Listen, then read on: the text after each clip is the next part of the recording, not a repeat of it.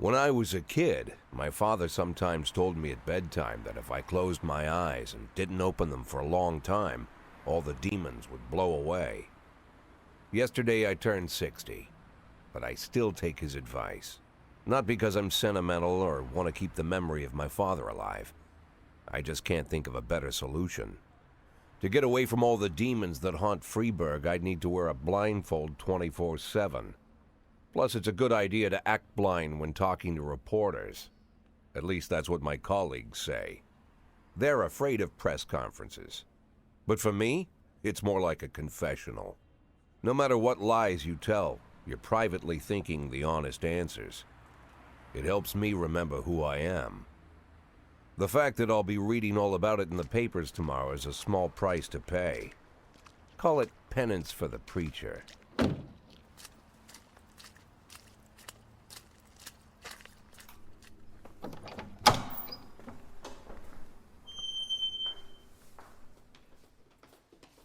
This is the first time I'm afraid of those answers my mind has given me. Not because I'm mad I'm losing my job. Though it's true, I'm mad as hell. Not because I subconsciously blame everyone else. Though I damn sure do blame them. And don't even ask me what my next move is. I can't imagine. But even that doesn't scare me. The worst thing is, I know I'm gonna have to do something. And I'll be damned if I know how far I'll go. I may have a lot of vices, but predictability isn't one of them.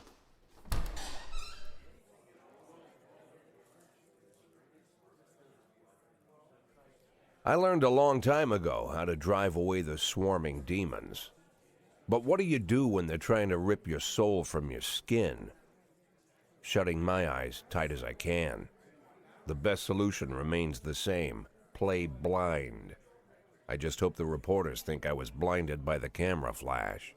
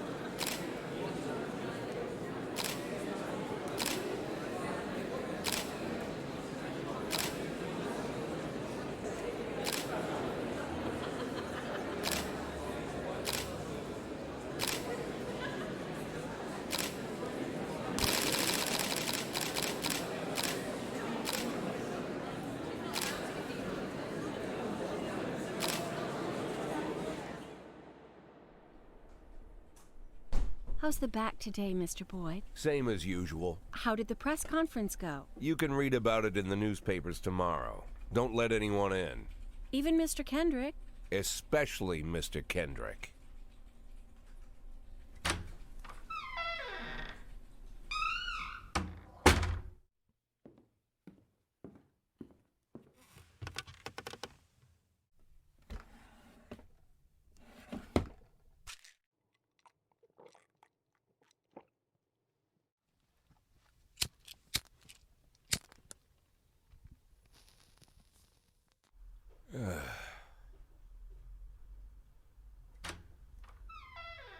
As soon as I heard the door creak, I knew what face I'd see.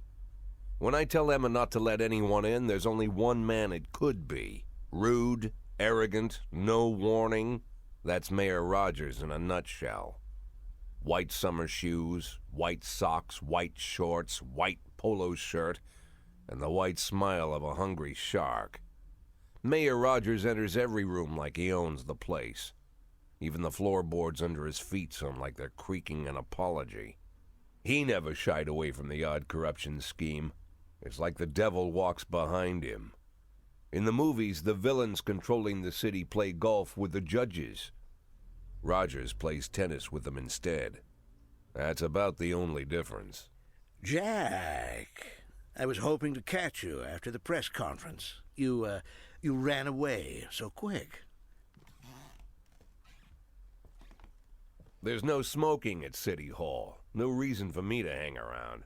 Well, this morning I signed a ban on smoking in all public buildings. Soon you won't be able to smoke here either. Soon enough I won't be here at all.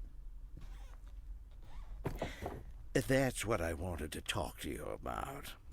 The people of this city like you, Jack. The police chief of all people. Don't betray that, Jack. Don't get wrapped up in any schemes. Sit nice and quiet for the next 180 days, and you'll be remembered as a hero. That's the only thing that you still have left. Be the hero. Then how am I supposed to scrape together a retirement fund?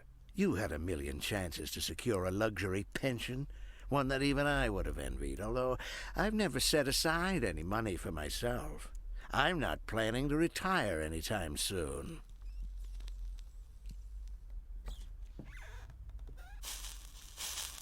"180 days of quiet, Jack. That's all I need. I don't have any problems with you, and you won't have any problems with me. I have a new assistant, Troy Starr. If you have something to tell me, call him. But try not to bother him. He's a busy man." I'll do my best. And quit smoking up the office. One of my friends will be using it soon.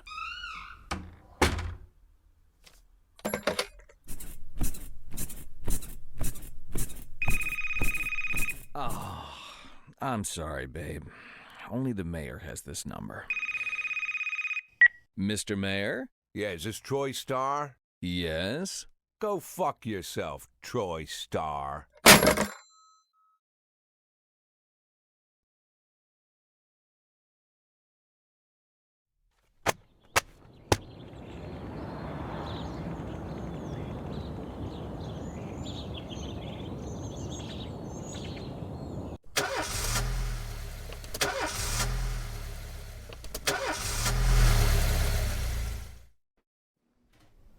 Cops don't use the police station cafeteria anymore.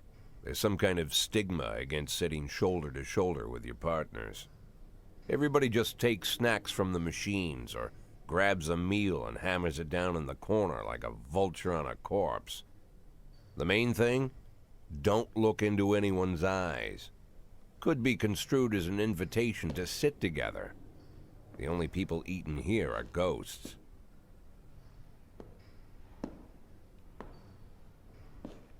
My deputy, Francis Kendrick, he recently became one of those ghosts, the subject of one of the most devastating corruption scandals in the history of Freeburg. No evidence to support the accusations, but everyone knows Kendrick's days are numbered. I need that file I asked for. Needs to be ready tonight. Francis didn't say anything, but I understood. Ghosts aren't supposed to talk. Besides, I got a feeling he was already finished.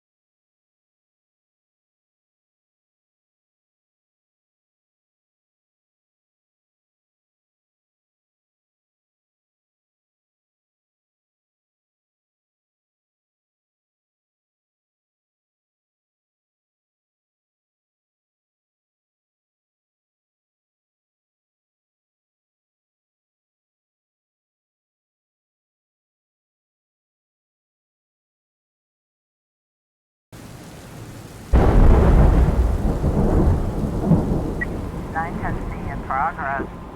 311A in progress.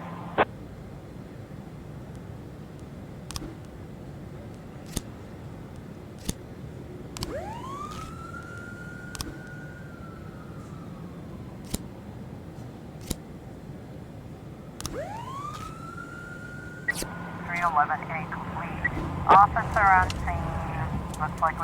situation here.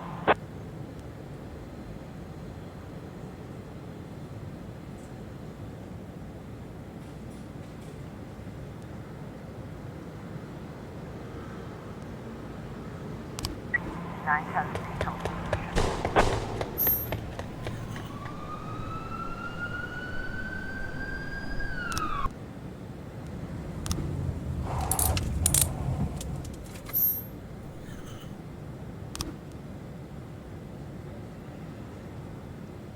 Four 12A in progress.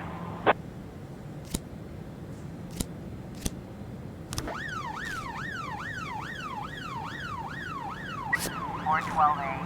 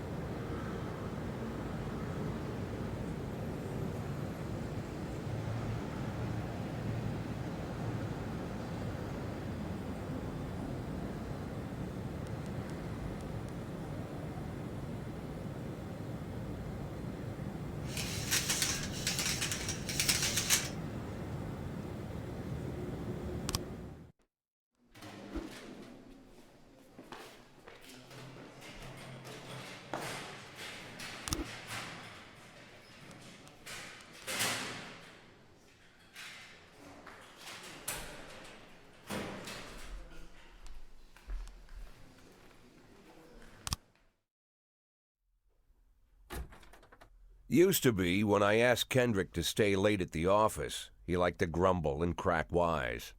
Nowadays, he doesn't have the strength for it. Slumped shoulders, blank stare, wrinkled skin. The past few weeks, I don't hardly recognize my old friend. In his younger years, he reminded me of a gallant royal officer in an old Kipling story. Kendrick isn't just crumbling under the weight of the public pressure, but from the shame of it all. Internal Affairs raided the library he inherited from his grandfather, hoping they'd find buckets of cash stashed in the pages. Heard about the look on his face, the fearless policeman standing helpless in horror. I've known Francis for 30 years. The past 20 years he's played loose with the law. And I know that at a certain point every stolen dollar brings more misery than anything else. Probably sounds crazy, but I sympathize with the guy. What can I do? Your friends are your friends, and these are the waters we swim in. Called all of the people on that list today. Now they know you're in business, so you could get a call from any of them. You don't need to worry about any of them. I've cleared them all. And what kind of business are we talking here? It's nothing too serious, just like you asked. Should be just a few small favors. Payments will vary depending on the situation and who you're dealing with. How much are you looking to earn? $500,000. $500,000? Why not a whole million? Because everybody wants to take $1 million. Figured I'd try something different. $500,000 in 180 days? Well, you could earn it all above board if you netted all the big fish and hit all your bonuses. Never knew you for a fisherman. Well, you never got into my business, and I'm not trying to get into yours. But be careful about bringing in any other cops. Sooner or later, they'll put the finger on you. And one more thing, Jack. I remember what you said, but I should probably add one more name to that list. Christopher Sand. Sand. Christopher G. Sand. Everyone knows the name, but few could tell you who he is. The old man stays away from the spotlight. Always wears old-fashioned jeans and knitted sweaters. Gives to charity. Rarely attends social events. An avid hunter, I hear. Even dabbles in poetry. You'd never guess he's the head of the oldest and most powerful gang in the city. Goes back as far as his great-grandfather. And Sand is strict about following the old rules. He rarely involves himself in commonplace murders and robberies. Hardly needs to intimidate anyone to get his point across. The people who work for him each have their sphere. They provide protection where needed, even work with the authorities when they want to make a deal. Meanwhile, San pulls the strings without getting his hands dirty. People sometimes mistake his quiet approach.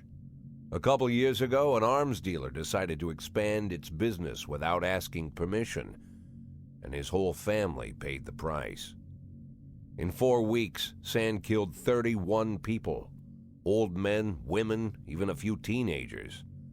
And San's people made sure every paper reported it. Frank, I don't want to hear you say that name again. Jack, please, listen to me. I'm in with these guys. We agreed, Frank. That's not the kind of business I'm into. I don't go there. Never have, never will.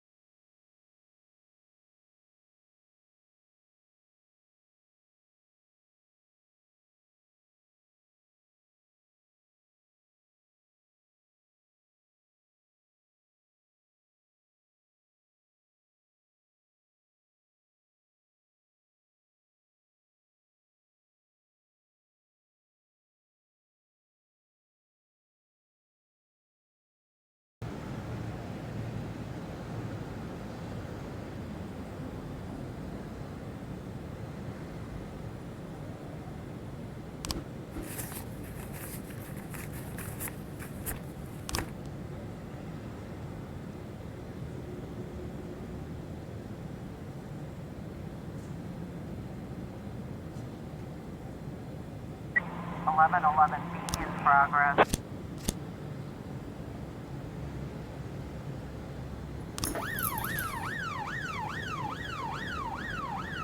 Officer on scene. Looks like we have a situation here.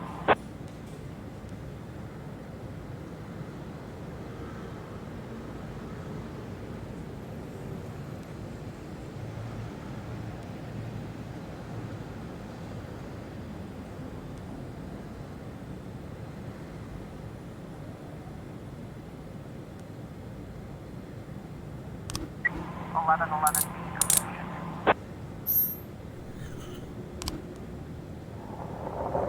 411 in progress.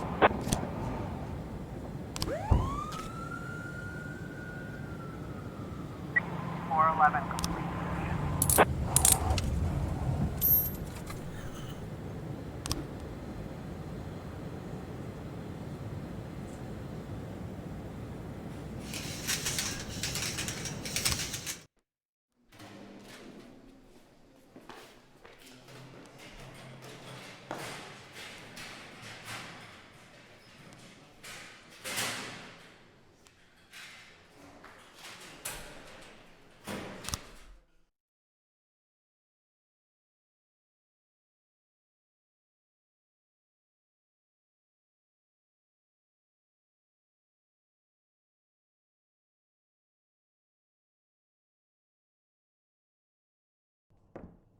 Whenever I'm alone at home and there's a knock at the door, I always hope it'll be my wife, Laura. She's always forgetting her keys. Hello, my name is Steve, and you're Jack Boyd, is that right? To get to my front door, the Bible boys walked about a mile from the local bus stop, jumping over mud puddles and skirting a couple of landfills. Laura doesn't go in for religion either. But according to her, these brave lunatics with their fake smiles deserve at least a minute of attention. She patiently listens to them, asks them questions, regales them with pastries, and never once dropping a hint of condescension. When I watch her do it, I've got to admit it gets me. I'd have hugged those boys, sat with them on the porch, and lit up a cigar. But a month after Laura left, all I could do was quietly ask them not to bother me. Today I'm a little rougher still. Shut the door on his nose this time. Another couple weeks at this rate and I'll be greeting anyone who comes close with my service pistol pointed towards the sky, ready to fire my warning shots. In my life, even the basic stuff never goes like it's supposed to. Normally, when a wife is going to leave home, she'll make a scene or at least sit everyone down for a serious conversation. But Laura just disappeared. The children in the stories always stand on the side of the mother, but all three of our sons supported me. The in-laws always blame the husband for making their daughter unhappy. But now Sally, Laura's mother, well, we sort of have a pact. The fellow Laura ran off with is young enough to be her son. I hear he's 30 years old. Of all the possible information a man can know about his wife's lover, I get hit with that. Fortunately, Laura's mother doesn't like the way it sounds either. Sally figures this guy just thought he'd have some fun with a mature woman, but he'll be back chasing college girls before the year is out. So we have an agreement. Sally's going to track down Laura and try to reason with her, and we'll arrange a meeting. Meanwhile, I'm supposed to not do anything stupid, which of course means anything at all. It's a crazy situation. I'm the police chief, and the person I'm trusting to find my wife is an old woman armed with a phone book. But I can't afford to lose Sally as an ally. So for the moment, I had to swallow my pride.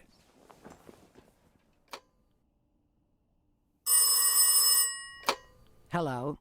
Mrs. Markham, this is Boyd. Oh, is there any news? That's what I wanted to ask you. Have you found anything? An address, phone number? Have you spoken to her? Don't worry, Jack. I've narrowed the range to 2 suspects, or whatever you like to say at your police building. At my police building, we find people faster than a funny old woman chirping on the phone with my wife's girlfriends. Oh, you're an old man, Jack. Come to your senses. They'd give us straight odds on the street. But I've got more energy, Jack. Maybe you think I'm a foolish old woman, but I go to my book club, argue with the girls about Byron, and it gives me energy. I talk to my dogs, and it gives me energy. And you have nothing, Jack. You don't even have a hobby. You got no passion. It's why Laura left you. Let's not go back into that, Sally. Find my wife, and we can discuss my hobbies later. I'm waiting for your call, and my patience is running thin. Laura, if you've stopped loving me, I'll let you go. I can't expect the impossible from you. Just don't let me die out here, okay?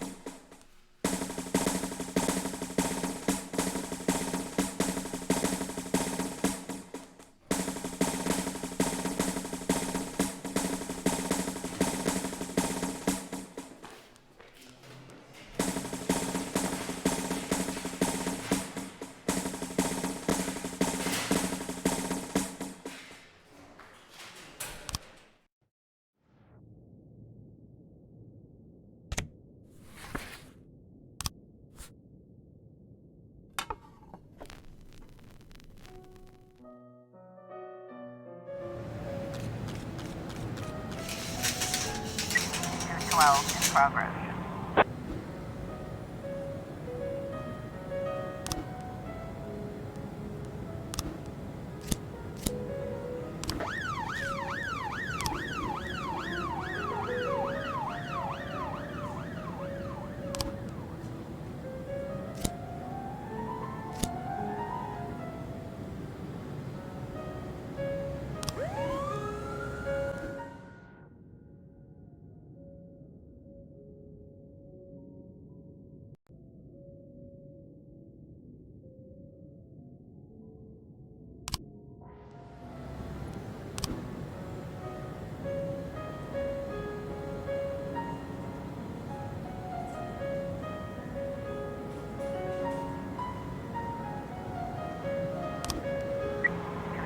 Complete.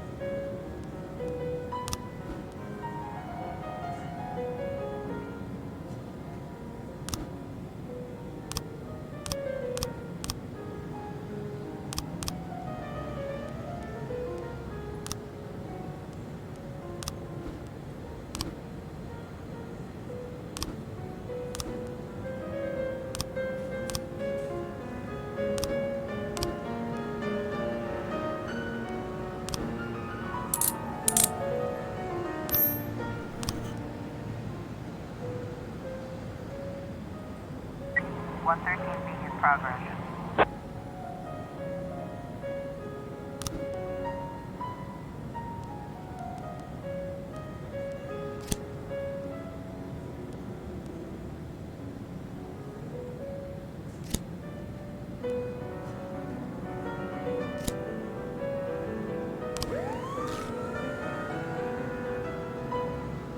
Looks like we have a situation here.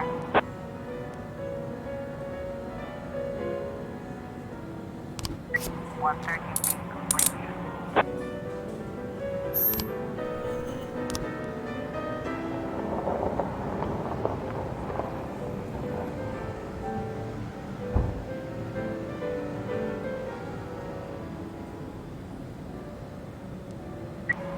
Ten in progress.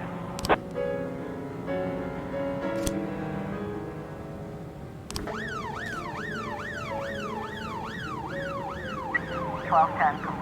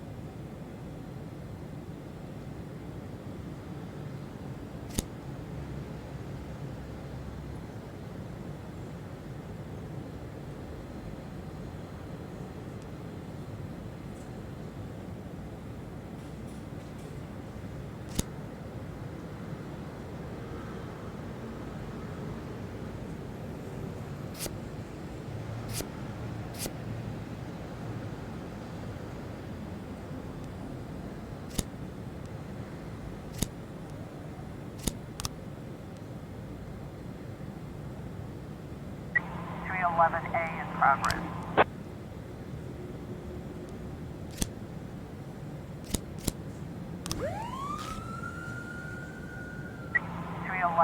Looks like we have a situation here.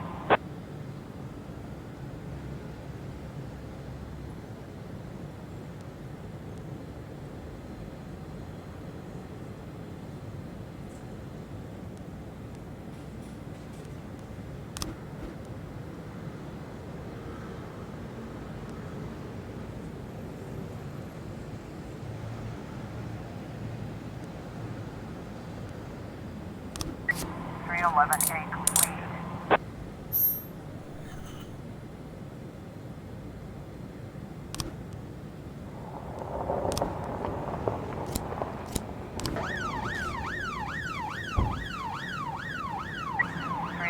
A complete.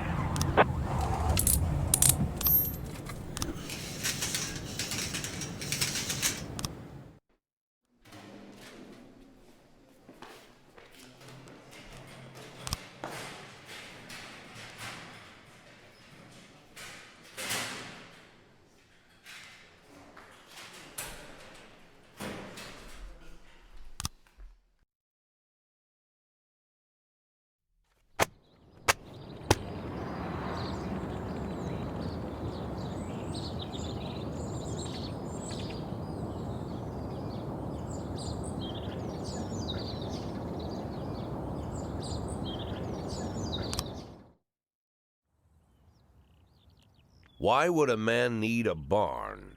To store all the stuff you can't bring home. About 30 years ago, back when I was young and interested in farming, I carried all kinds of junk home. After a day in the field, I'd come home with buckets, shovels, dirty boots and clothes, and instantly transform the living room. But even back then, there's something I always kept in the barn.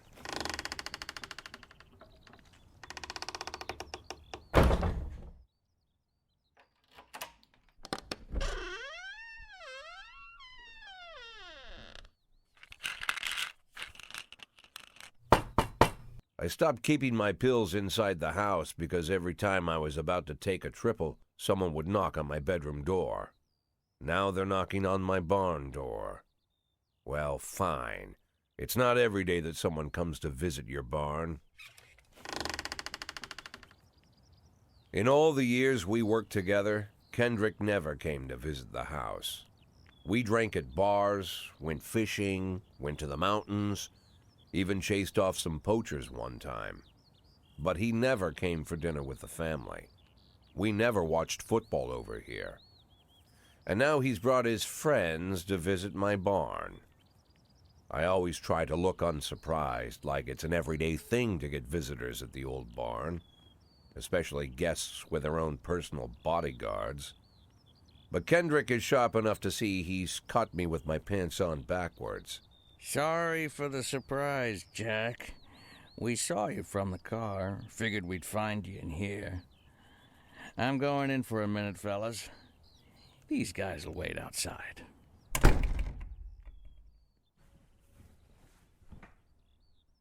How long you been dating the lover boys? They're Sans people, Jack. Yeah. So now you're appearing in public with members of the Mafia? Jack, I'm leaving tonight. More like fleeing. Jenny and I are taking the girls and making a run for it. Probably won't be seeing each other again. I've got new documents, a new name, a new life, everything new. The papers say you're still working your last week for the department. I've got to get out today. I won't be getting another chance. Don't know if you noticed, but the whole city is against me. You told your Mafia friends about your plans. Jackie, if I don't fix everything with them in the next few hours, they're going to kill me. And not just me. My family, my relatives, God, Jack, I don't know who else. They found out that I was planning to run and they demanded that we close our contract today. Your contract, Frank? Really? Is that how you talk now? Maybe you should call in the lawyers to straighten all this out. Now is not the time, Jack, please. I have a commitment to them until the end of the year. They need an inside line at police headquarters. I can't just give them back the money. That's not how the Mafia works. If I can't find someone I can trust tonight, I'm dead.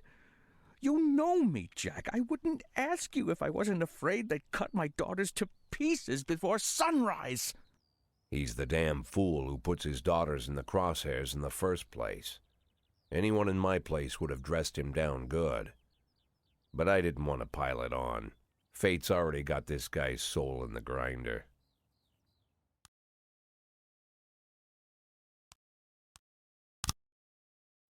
Give him my phone number and tell him it's done. Don't call me. Don't come to work today. I don't want to see or hear from you again. Time for you to go. Jack, Get the fuck out of my nice cozy barn, Frank.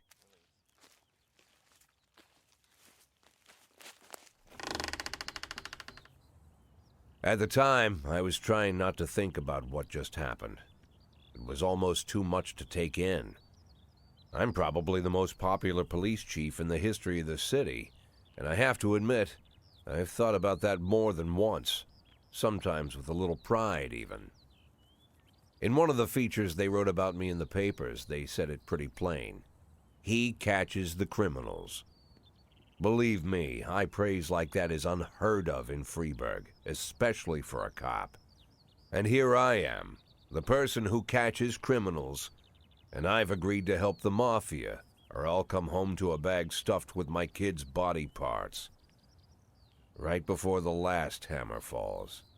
Hey, remember that cop who caught criminals? It turns out he was a Mafia bitch. And all for the sake of a greedy, corrupt cop who should have fled the country years ago. That sound right to you?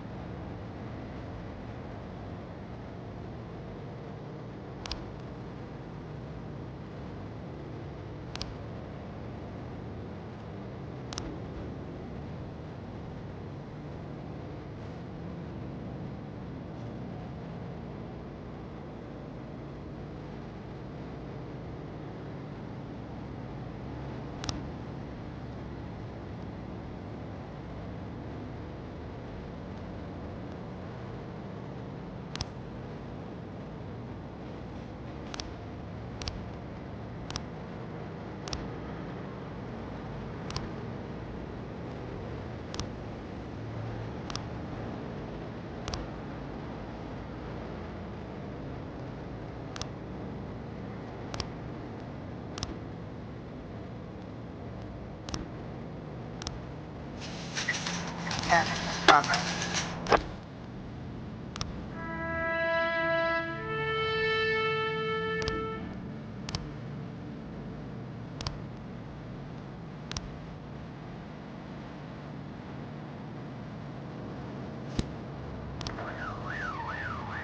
Ascent in progress.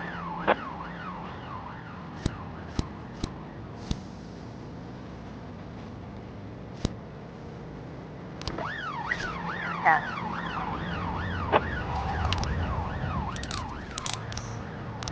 Got a situation here.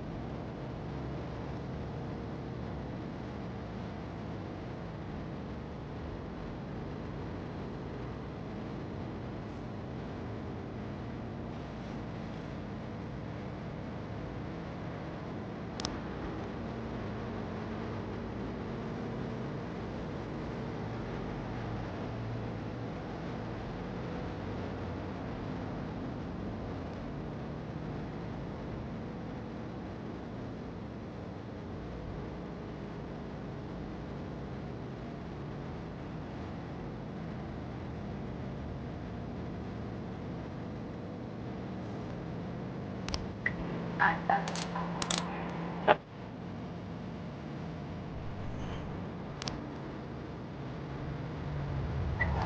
11 is in progress.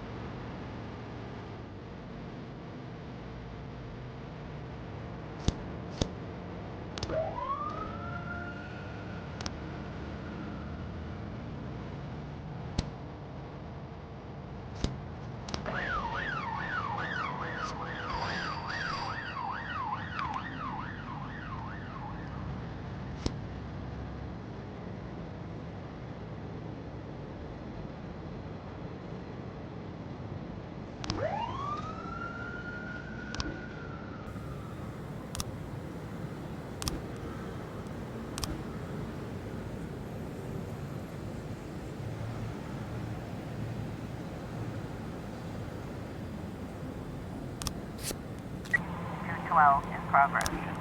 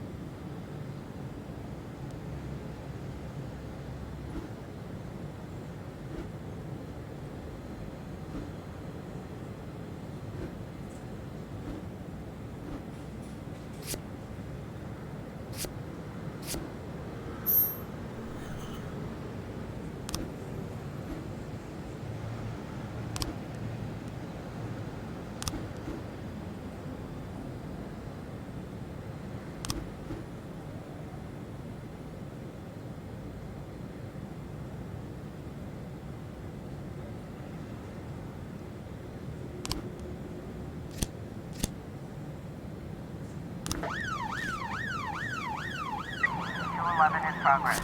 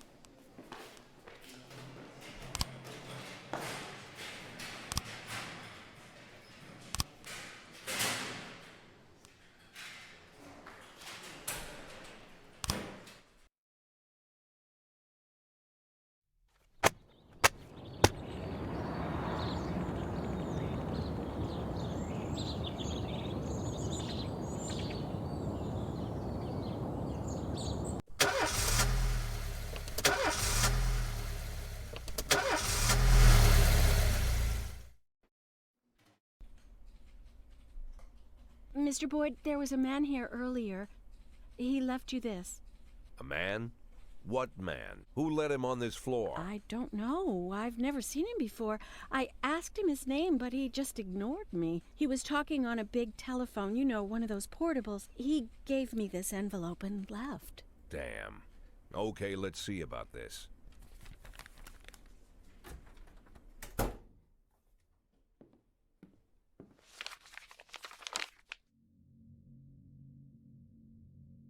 Of course, they could have shot them the second they took the photo, but I knew Kendrick and his family were all right.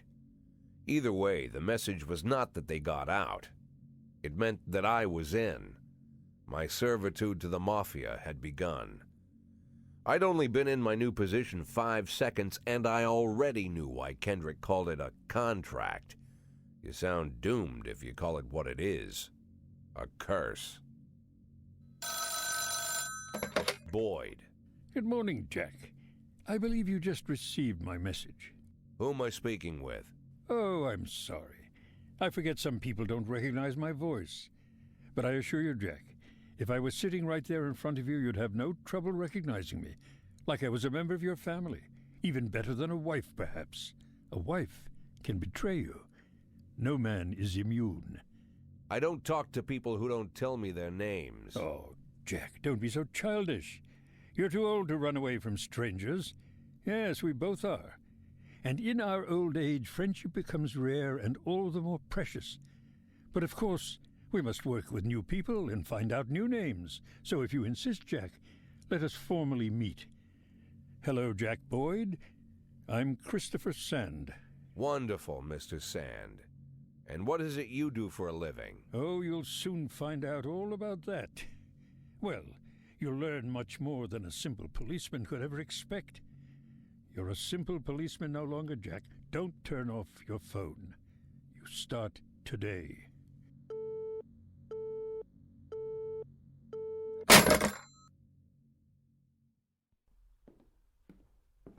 Eight in 10. It's been my go-to principle since my first day on the job.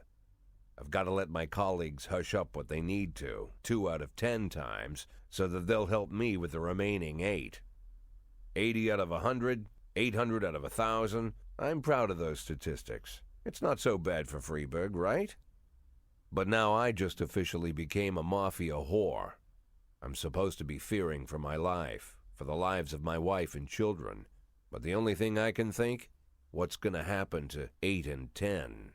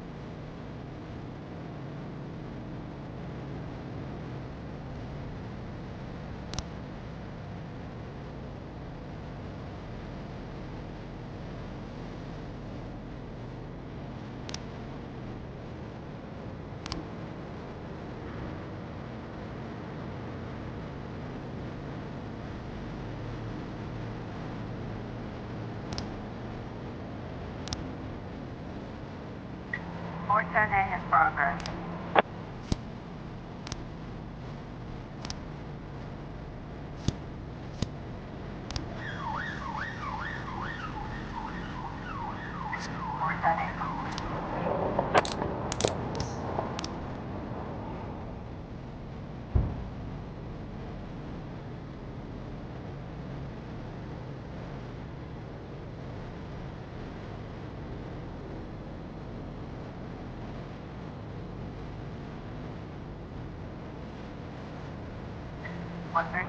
Progress.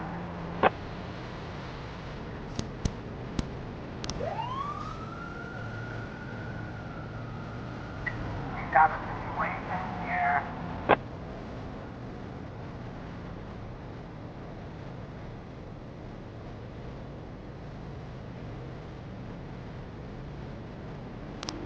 One second.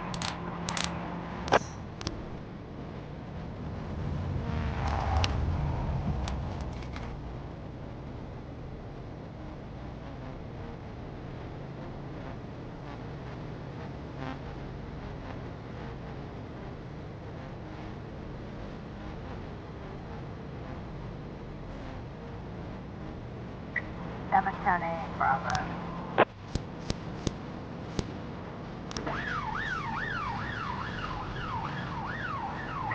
710A.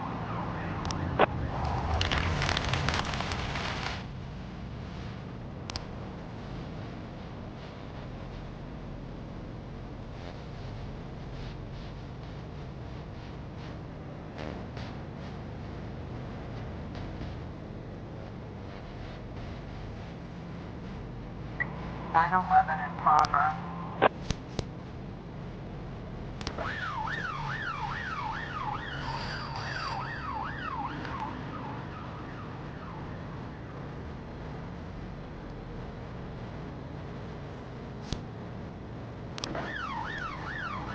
Nine 11.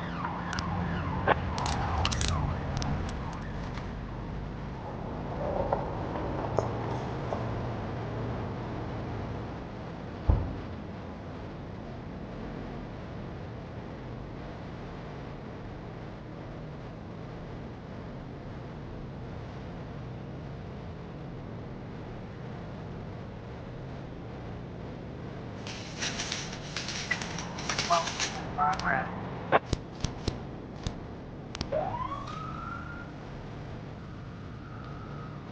Officer on scene. Looks like we have a situation.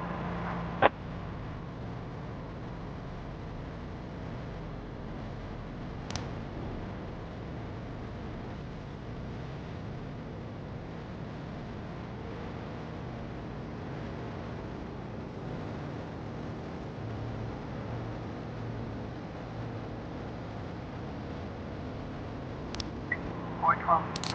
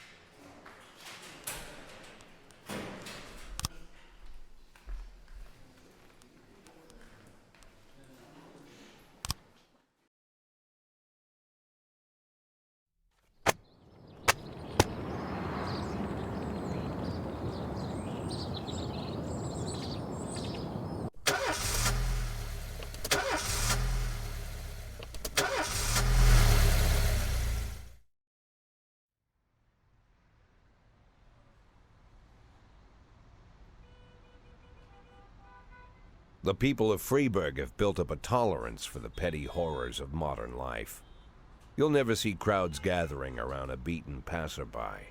Folks rarely even slow to gawk at a car accident. And street theft doesn't turn heads anymore. Been a long time since people got worked up about stuff like that. So when I ran into a troubled crowd on the way to work, I knew there was something serious going on. Something bad enough to knock these people out of their daily rhythm. And we're talking about people who would step over a corpse if it was blocking the door to the coffee shop. But apparently all it takes is a bunch of leaflets, or spreading broken glass across Main Street, or releasing a couple of hundred rats in the ice arena. The mysterious figure taking responsibility for these strange acts goes by the alias Robespierre. Nobody knows who he is, what he wants, or what all this adds up to, from the buckets of lard spread on the sidewalk to the front door of City Hall covered with ostrich feathers. But this strange cross between childhood pranks and cheap theatrics has got the people all worked up. Everyone understands when some Freiburg crook satisfies the basic human need to rob and kill. But when someone steals a lion from the local zoo and locks him in a cell below the courthouse, the people start asking questions. Myself, I kind of like this Robespierre. It's not just the pranks he's pulling or his green bull's head emblem. I just like his funny nickname. Robespierre? Really? Who does that make me? The Marquis de Lantenac? I don't think so. In the old books about revolutions, I fancy myself the old gunner who goes off to war with a bag of damp powder. Or maybe the innkeeper who tops up the beer kegs with mop water. It's something to think about.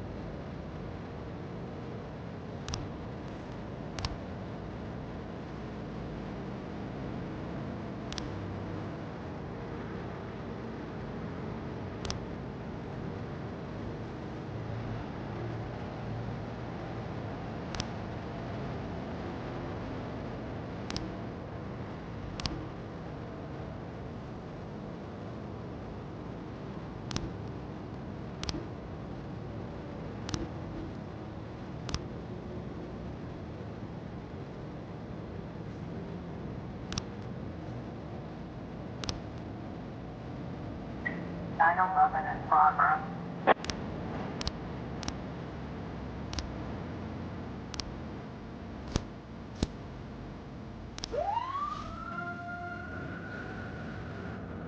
Looks like we have a situation here.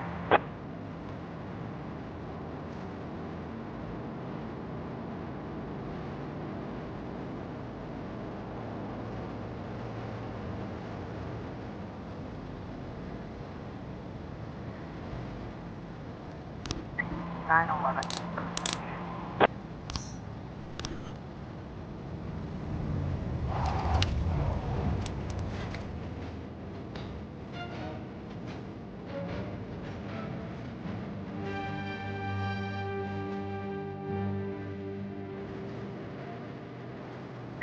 Four 10A in progress.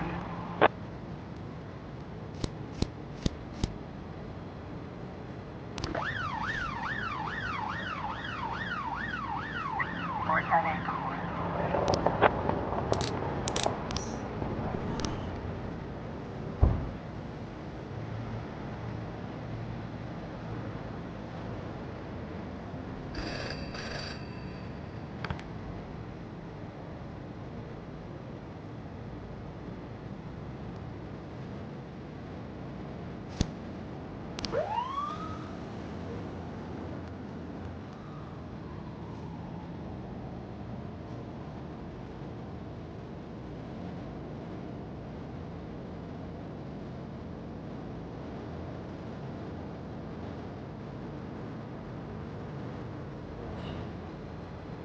Four 12A in progress.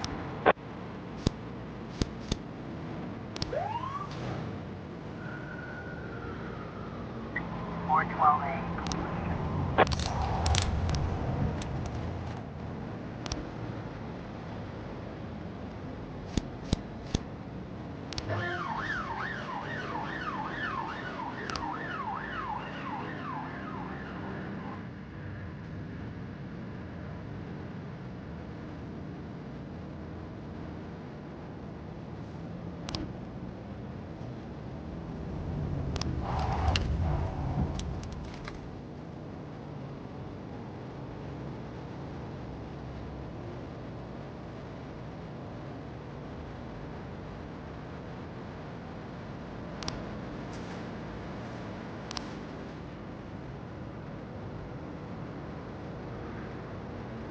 Two 10 in progress.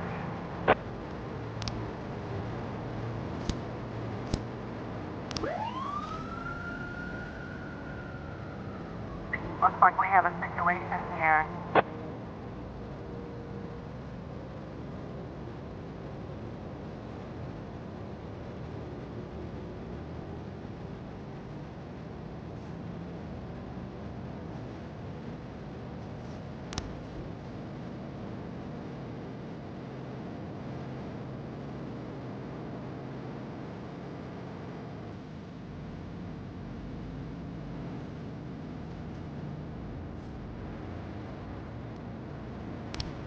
Two 10 complete.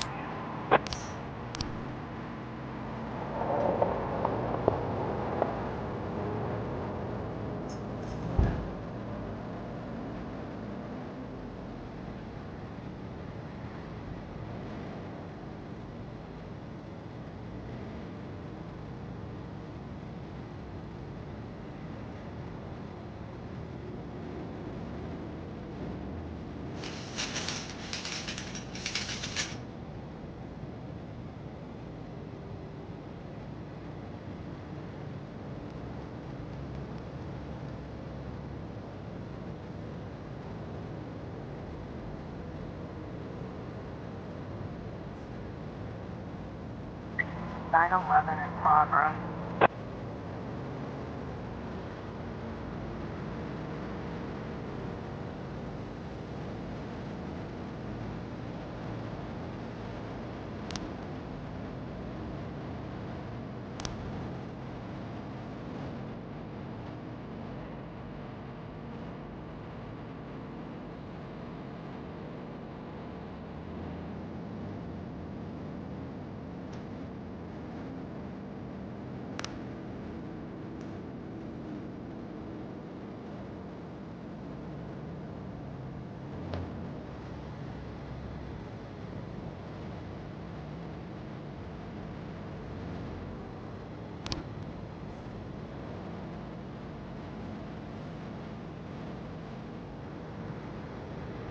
911.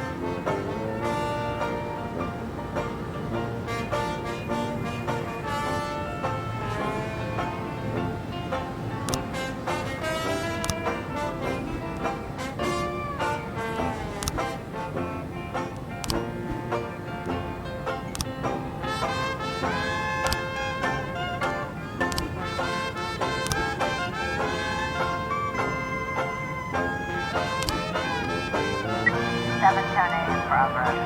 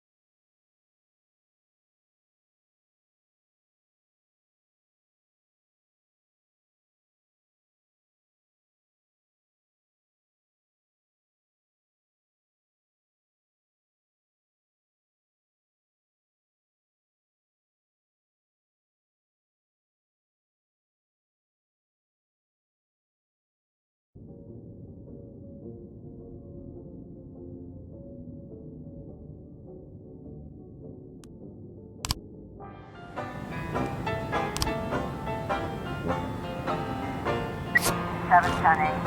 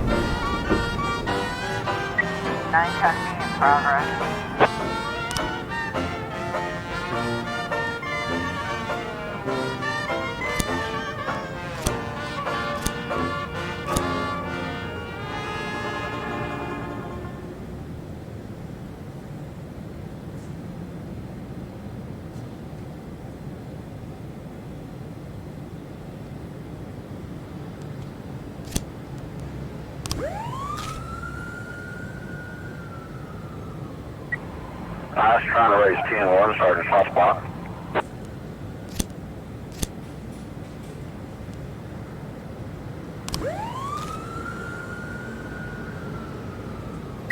Nine 10B complete.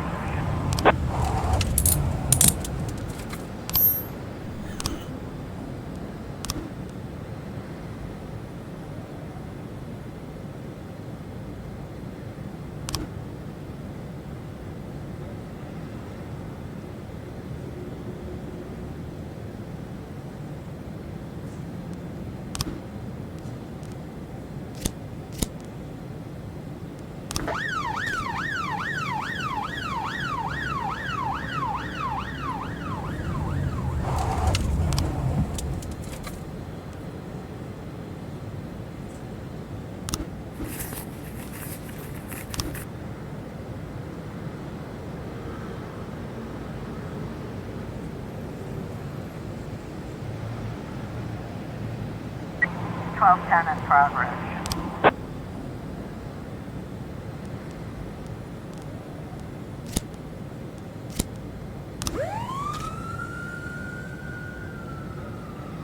Officer on scene. Looks like we have a situation here.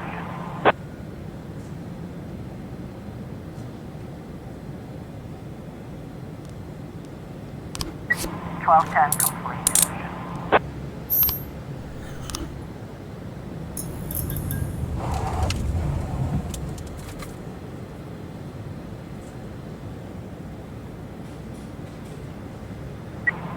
In progress.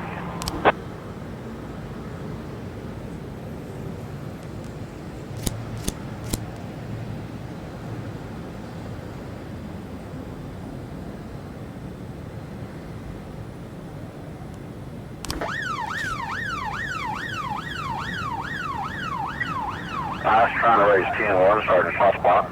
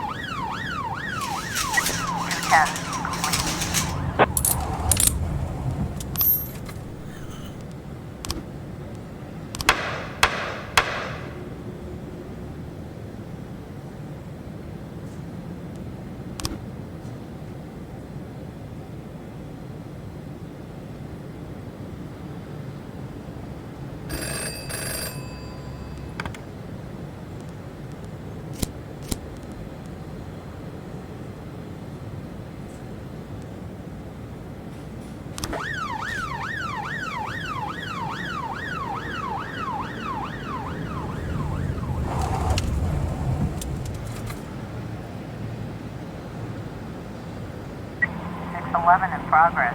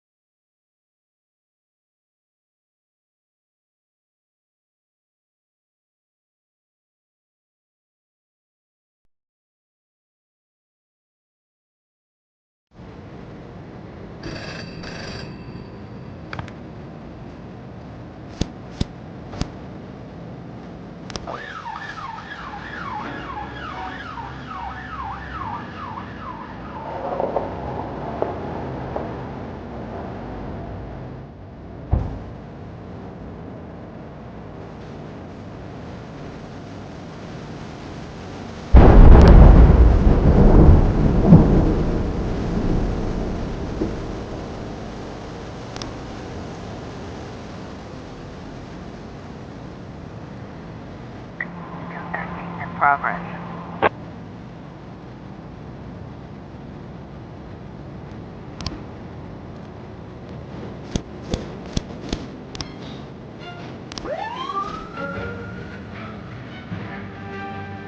Officer on scene. Looks like we have a situation here.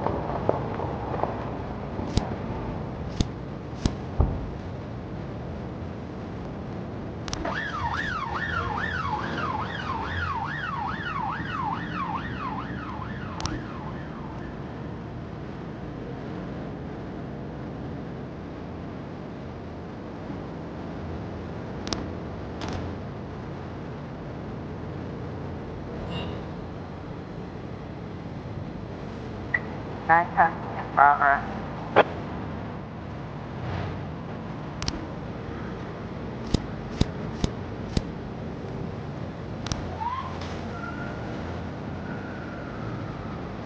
Night testing complete.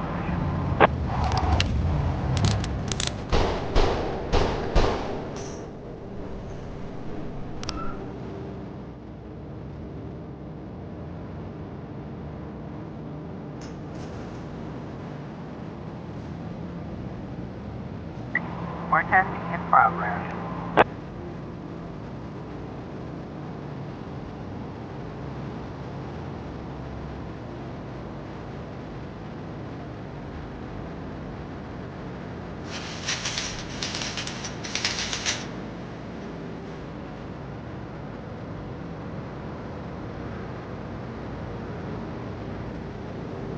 More 12A in progress.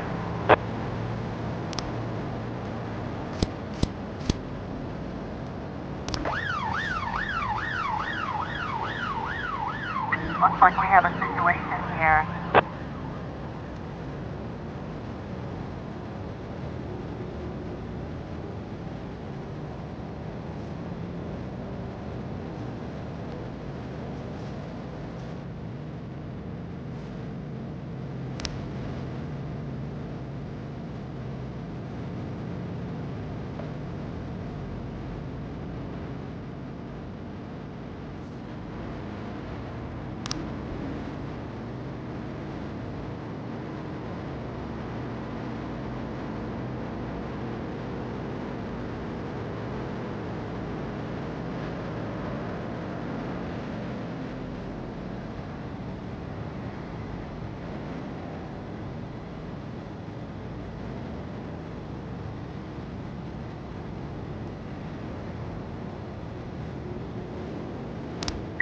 More 12.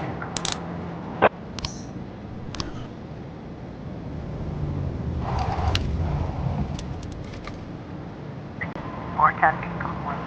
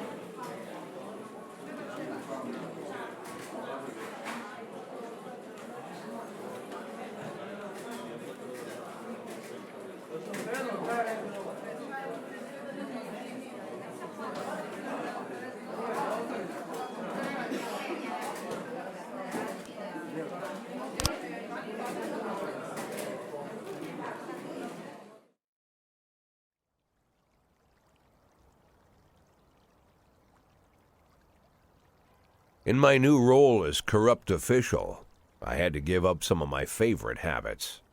I couldn't turn off my phone when my head ached.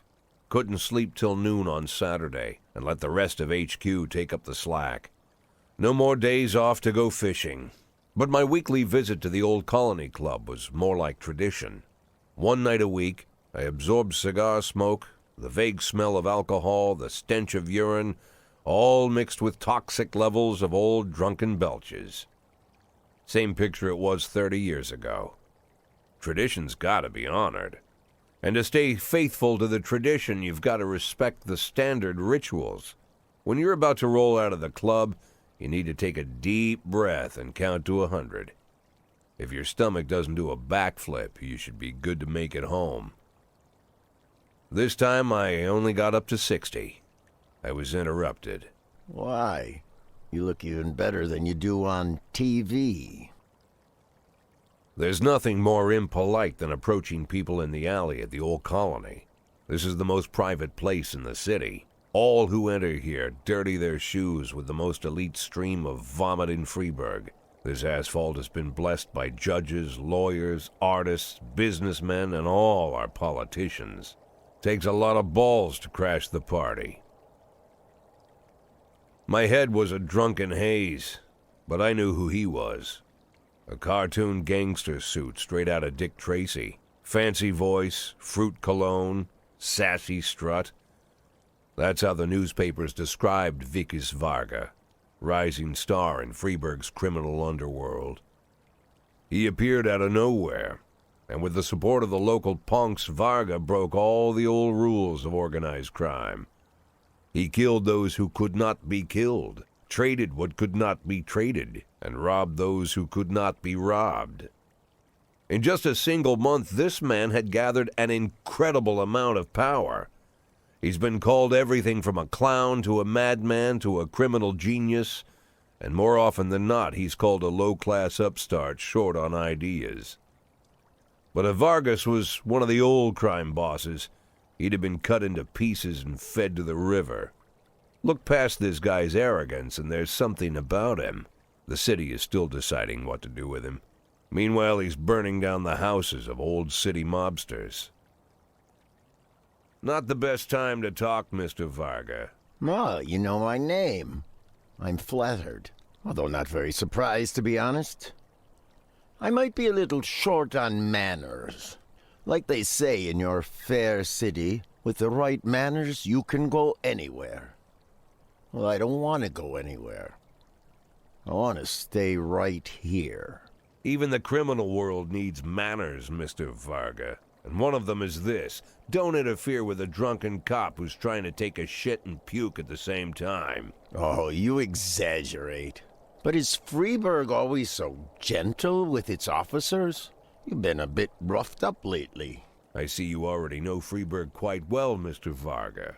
Well, I love to learn and look around. But I do know that the inhabitants of this fair city should be friends, Jack. Maybe it's true I don't have the best manners. After all, it's only polite for friends to share their phone numbers.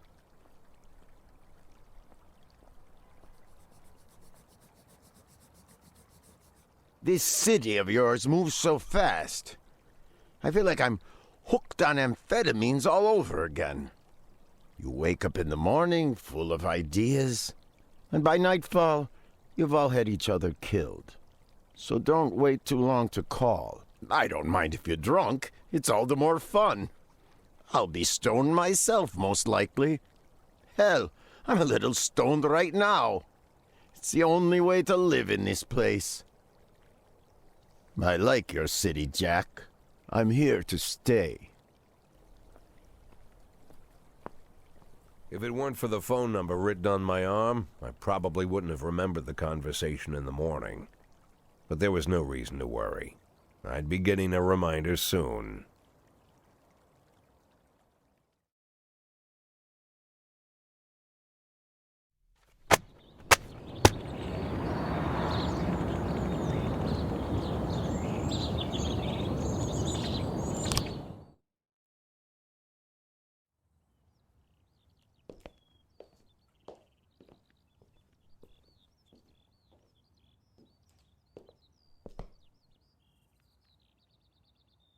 My morning ritual was plagued by the smell of Vicus Vargas' fruity cologne. It was like the sharp citrus scent was chasing me around the house, as if Vicus was right there in my living room.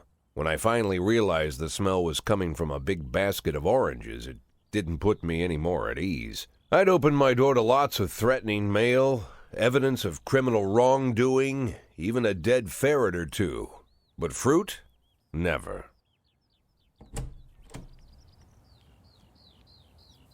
You the fruit guy? Excuse me? Was it you that brought the basket of oranges? Nah, it was here when I arrived. Fine.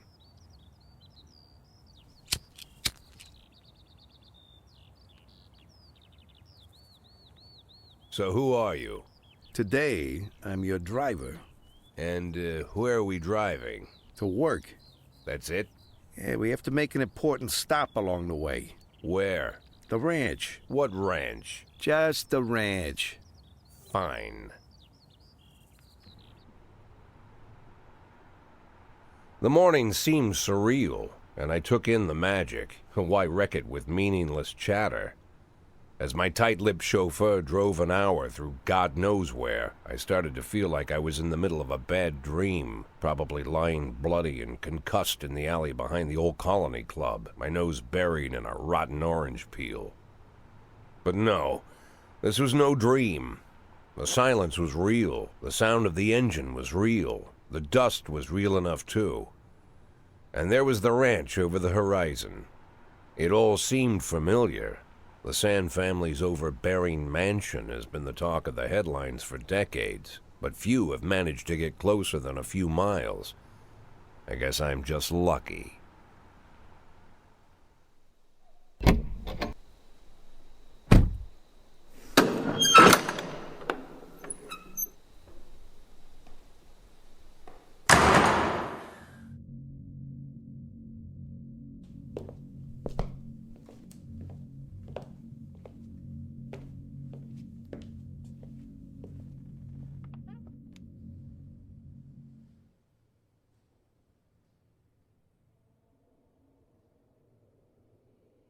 I didn't know you took private meetings, Mr. Sand.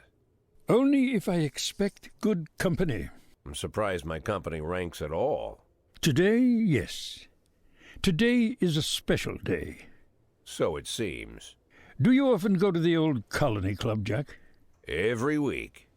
Meet any interesting people there? As a rule, no. Sometimes you make a date, right? Sometimes make new friends. Sometimes, I guess. But that's not why I go. And why? I consider it a hobby. A hobby. Do you know anything about my hobbies? Well, judging by the half-dozen animal skins I stepped on walking over here, it's not much of a reach to say you like hunting. Love it. Well, I say that now.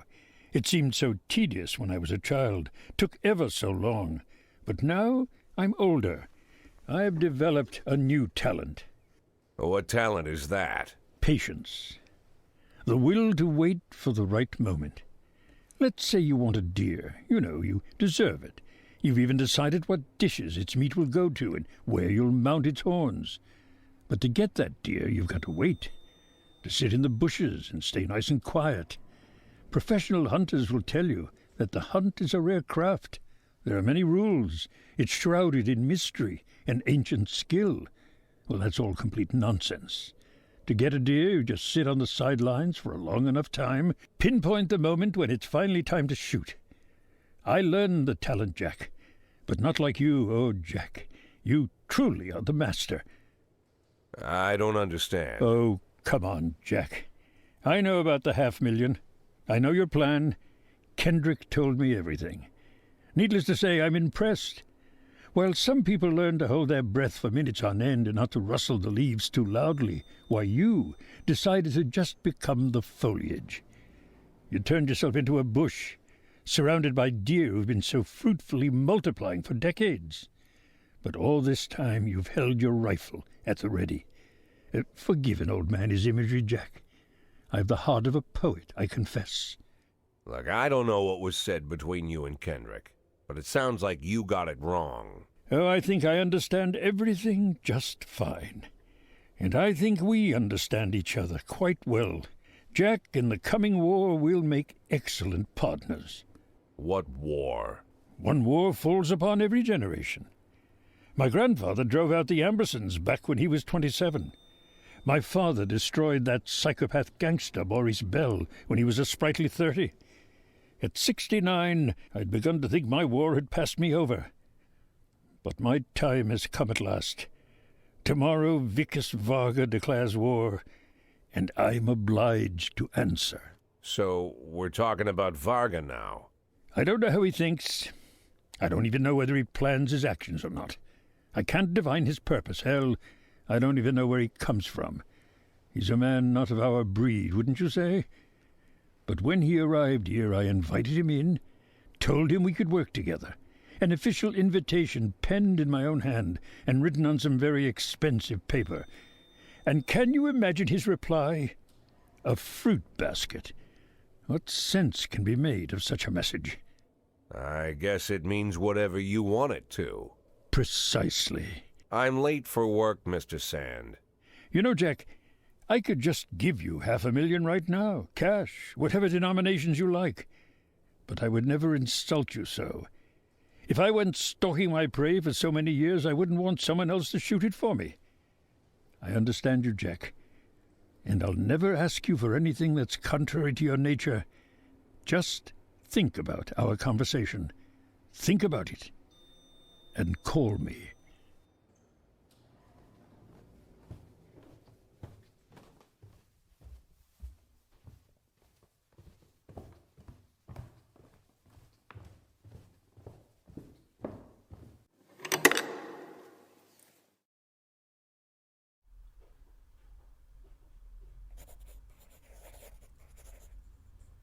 Like I said, it's a whole new life, and I've had to give up some old habits.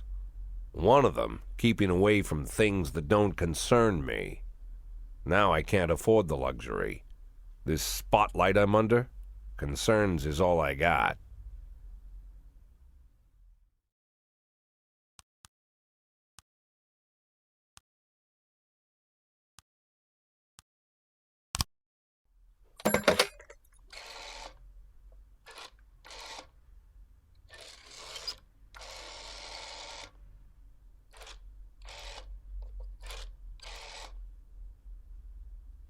Tell him it's Boyd.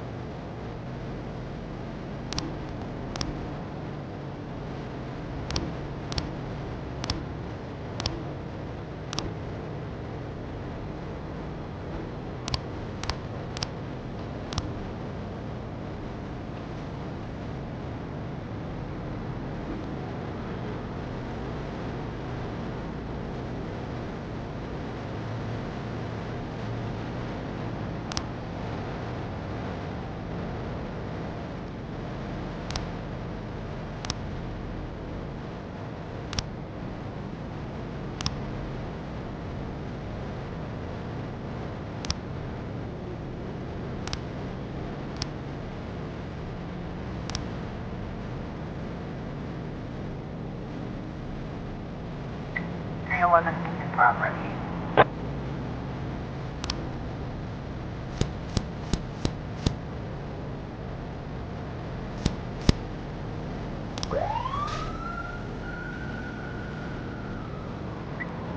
Nice, trying to raise 10-1, Sergeant, hot spot.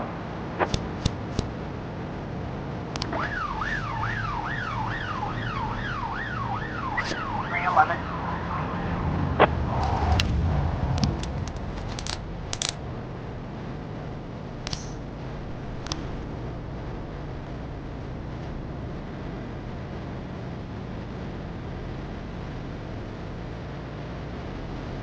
Four 12A in progress.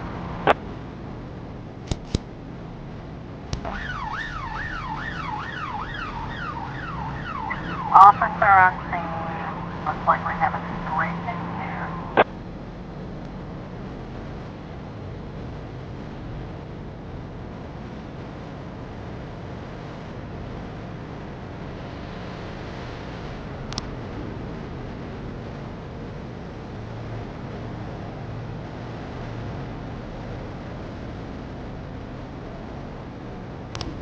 Four 12A.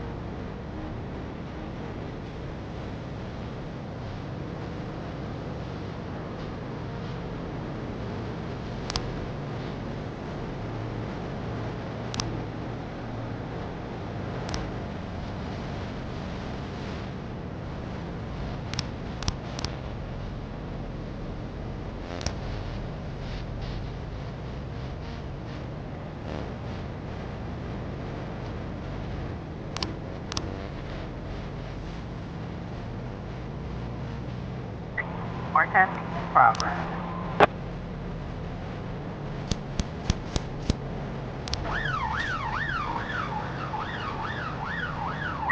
Four 10.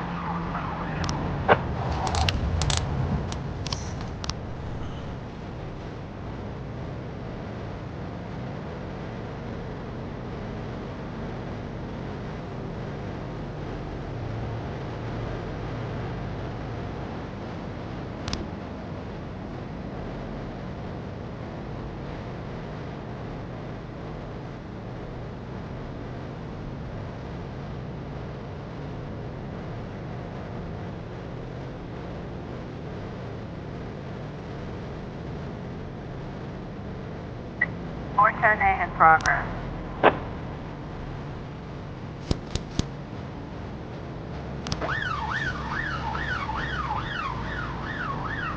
Four 10A.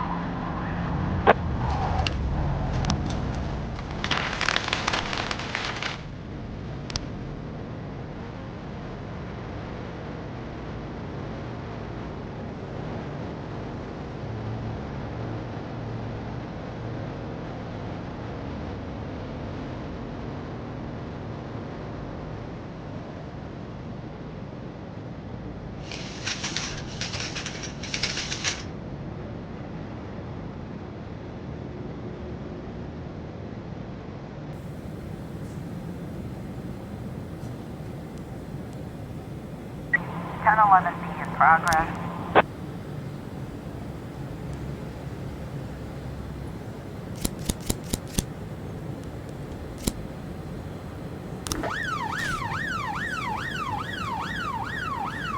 We've got a situation here.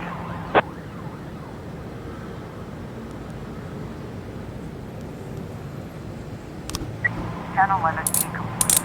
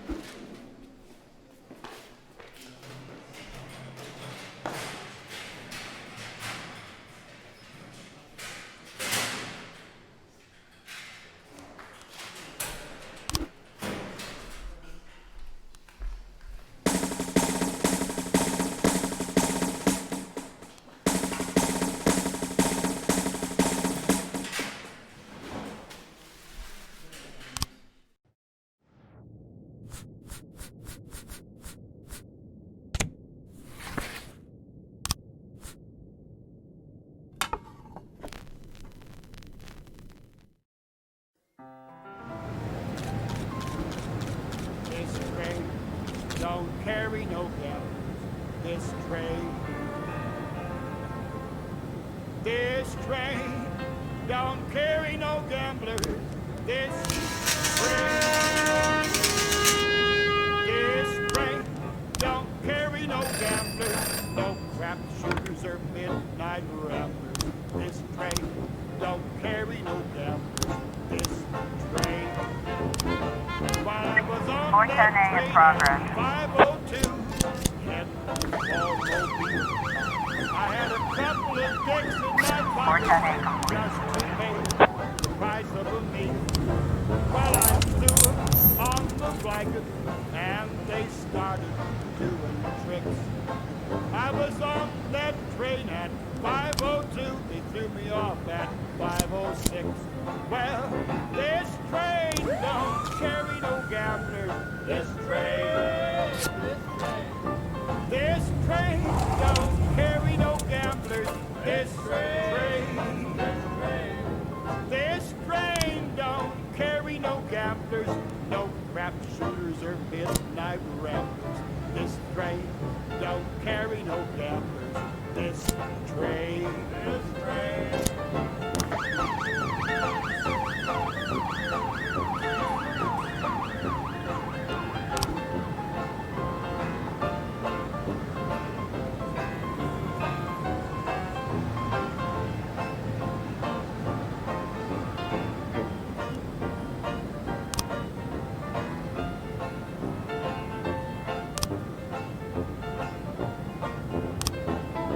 Was on my way to the Mississippi when a gal got on the train. I sat right down beside her and she started to complain. The conductor caught the action. It was somewhere near St. Joe. I was on my way from Mass to Miss, but they threw me off in Mo. Well, this train don't carry no gamblers. This train don't carry no gamblers. 410C in progress. This train don't carry no gamblers, no crap shooters or midnight rushers. This train don't carry no gamblers. 410C complete.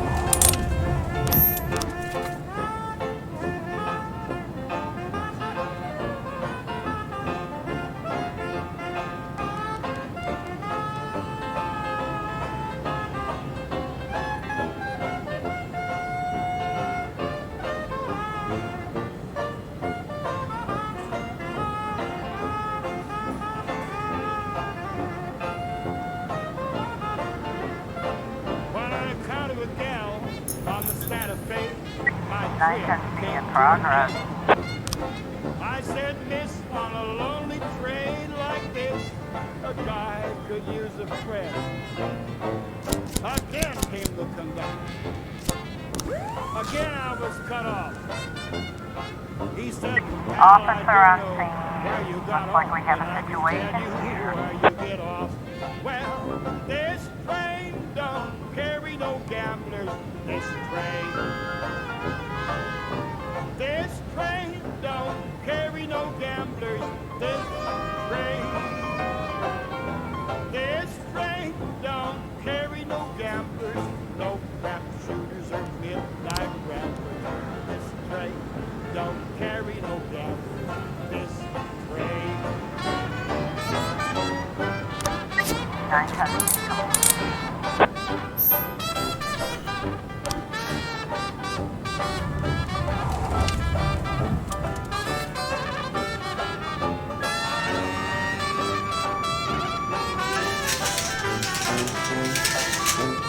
.311A in progress.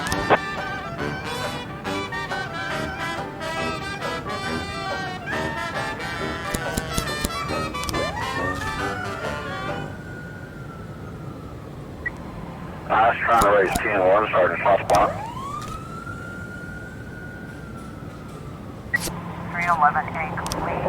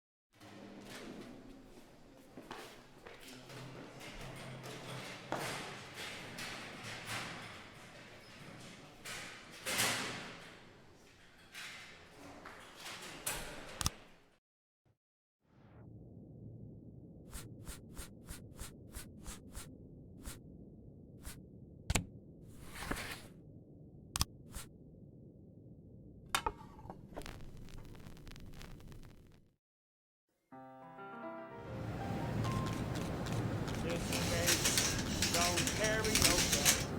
This train. This train don't carry no gamblers. This train. This train don't carry no gamblers, no crap shooters or midnight ramblers. This train don't carry no gamblers. This train. While I was on that train at 5:02, heading for Mobile, I had a couple of dicks in my pocket just to make the price of a meal. Well, I threw them on the blanket and they started doing tricks.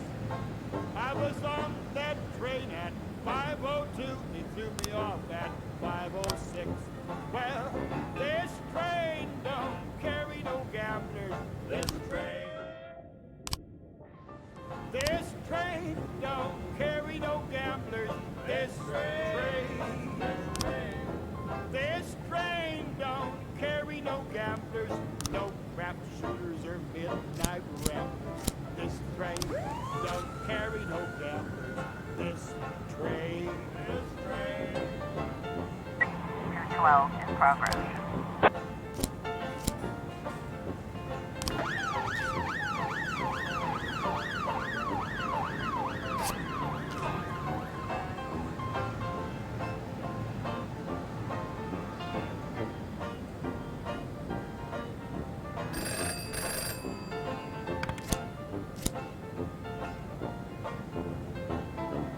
On my way to the Mississippi when a gal got on the train.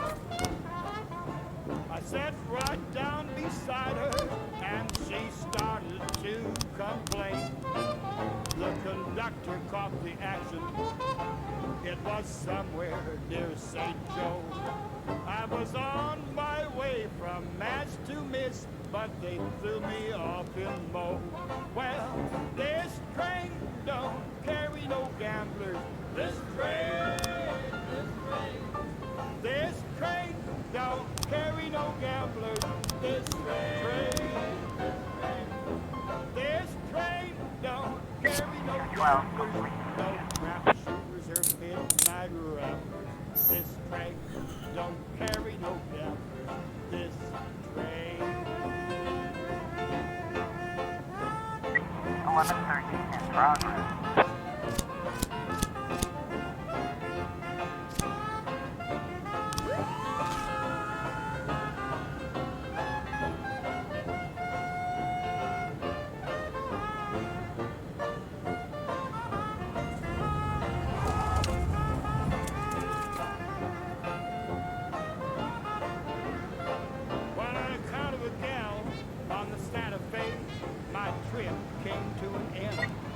I was trying to raise 10-1, Sergeant Hotspot. Only train like this, a guy could use a friend.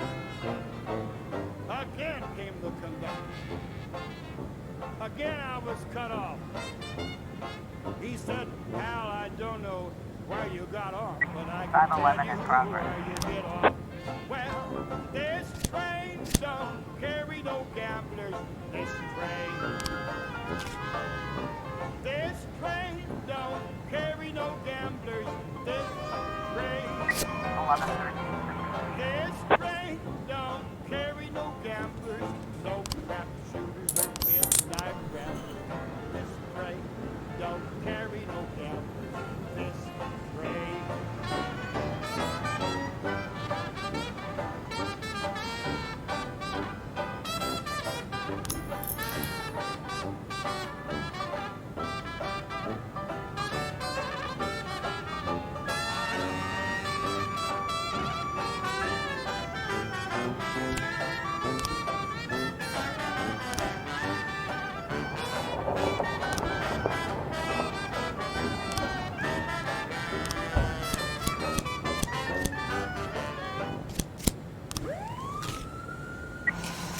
in progress.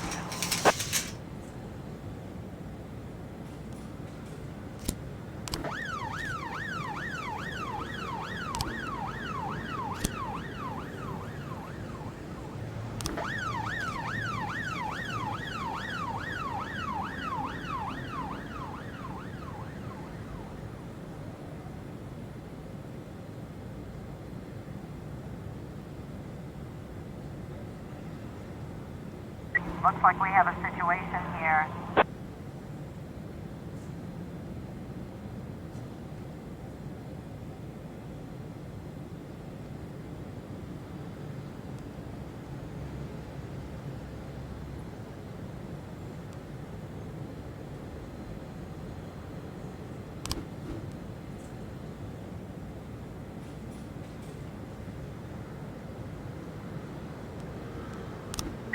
.511 complete.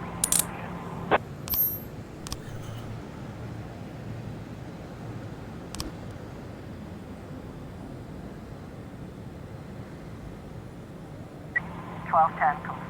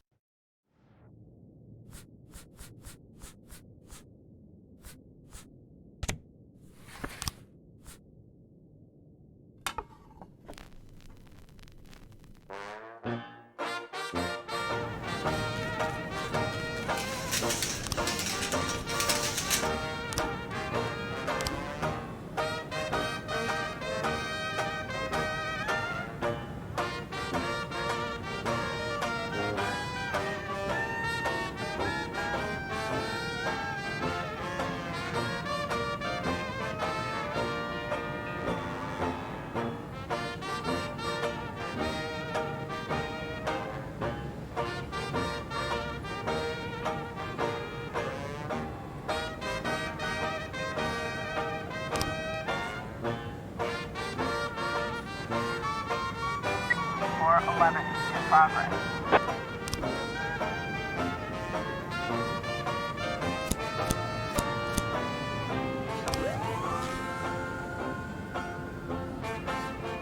Officer on scene. Looks like we have a situation here.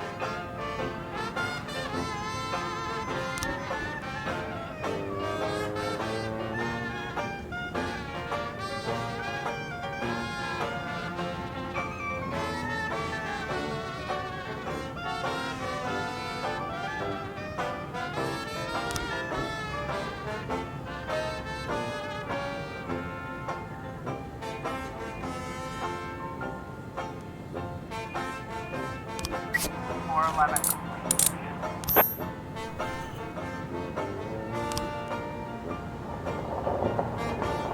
K10 in progress.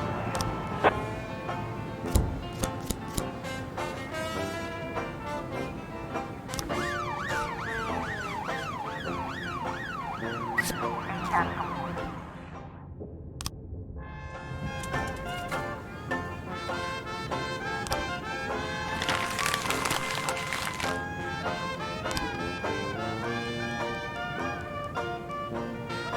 K10 in progress.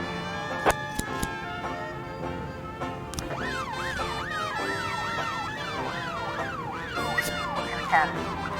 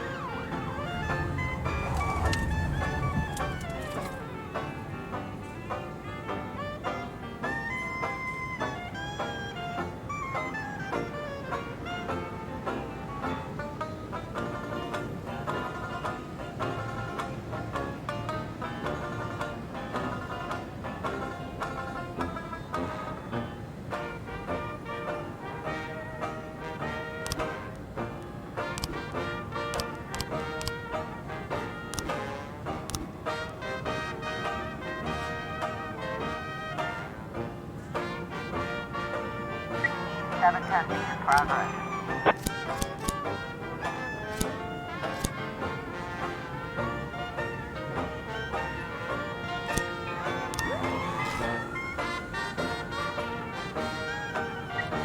I was trying to raise 10-1, Sergeant Hot Spot.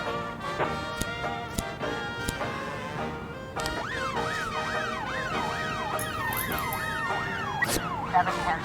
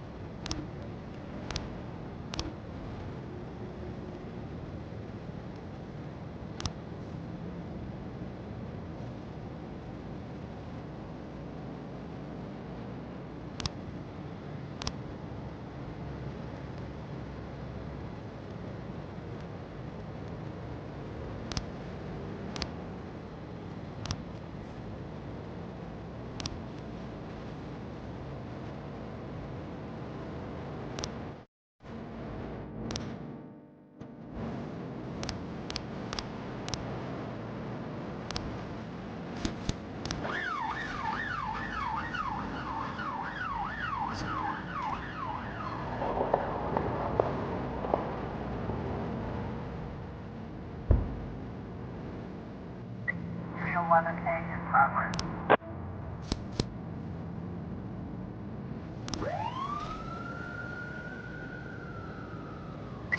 311A complete.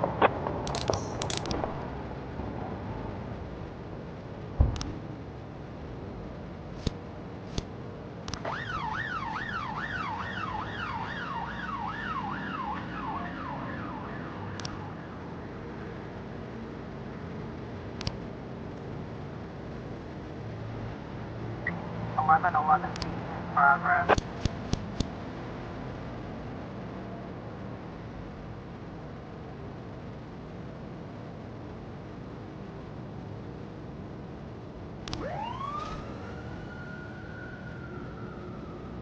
Eleven eleven B complete.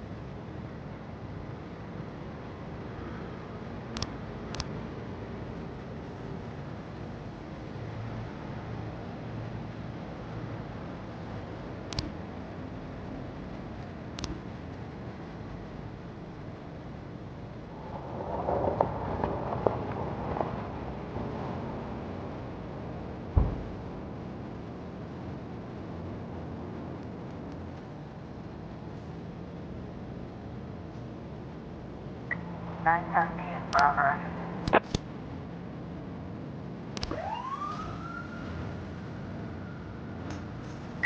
Nine seven.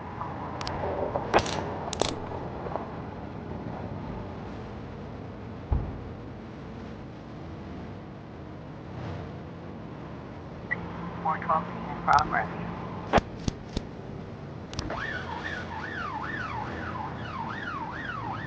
Looks like we have a situation here.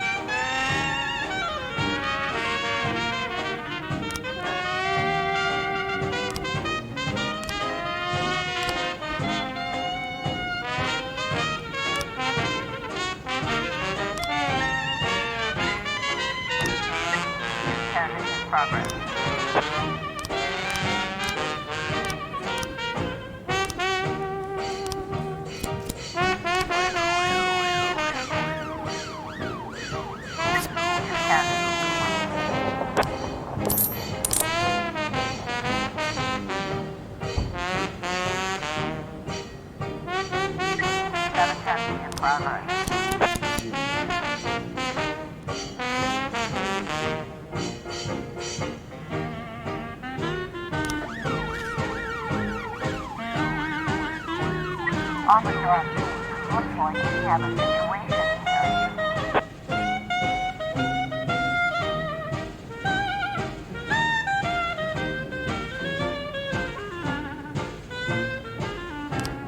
710.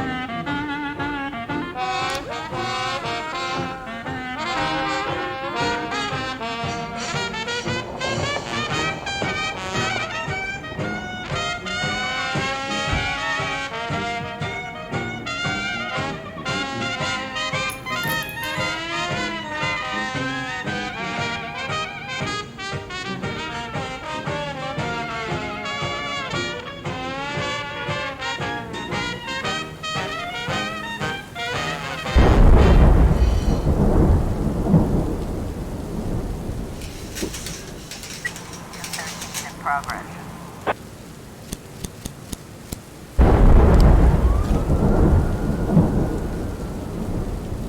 213 complete.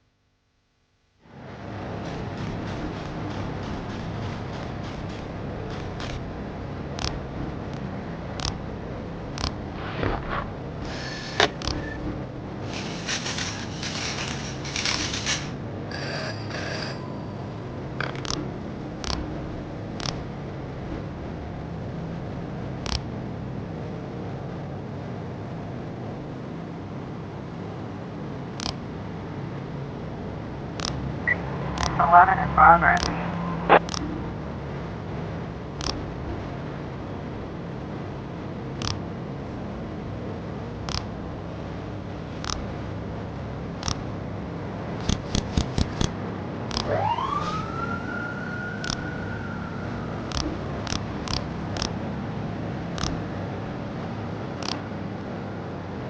It's 11.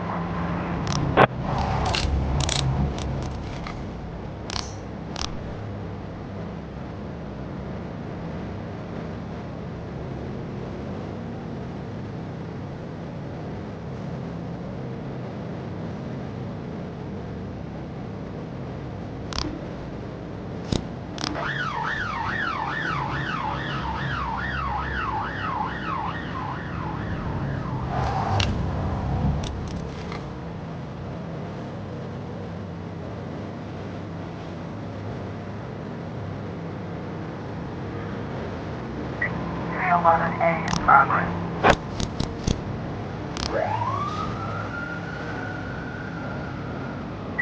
311A complete.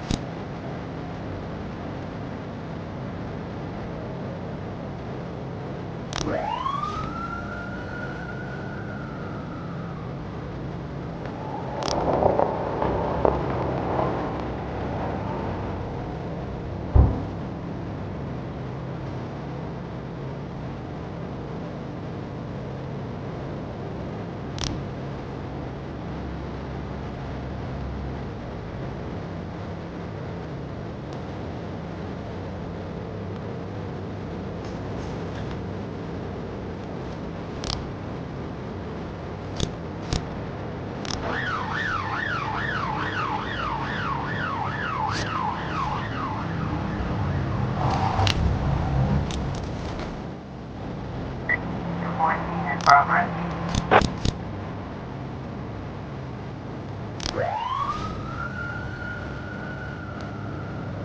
Officer on scene. Looks like we have a situation here.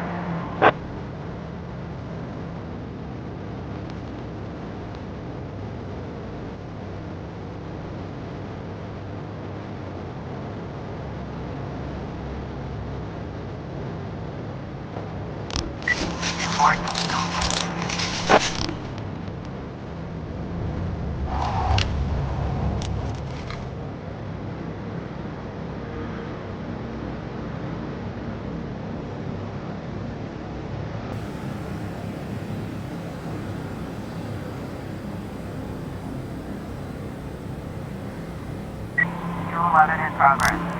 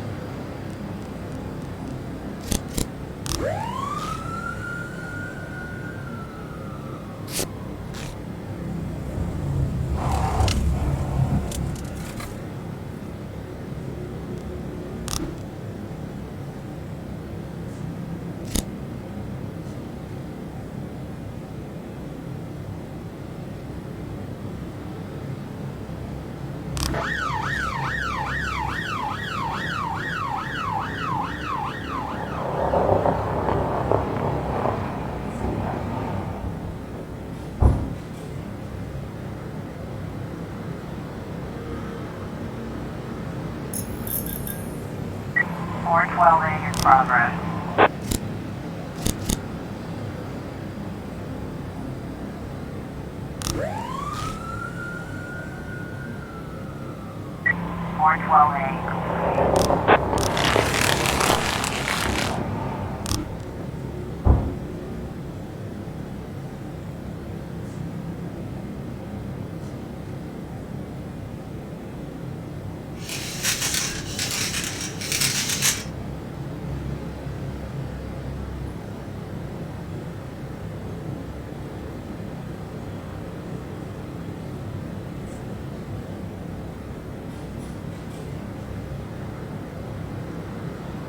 Four 10A in progress.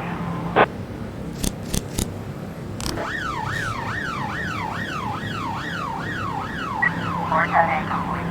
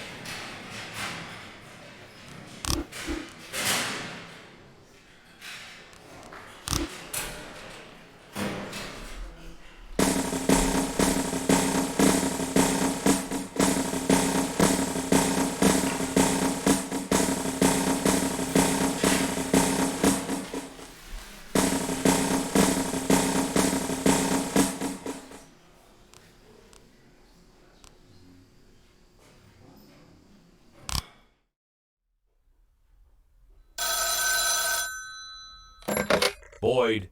Is everything okay, Jack? I'm not calling in the middle of a job. No, you're okay. Did you find her? Yes, I found her. Nothing shocking, don't worry. She's living with an insurance agent in the suburbs. He's 31 years old, recently divorced. He has a funny car, you know, like in that movie where that... Did you talk to her?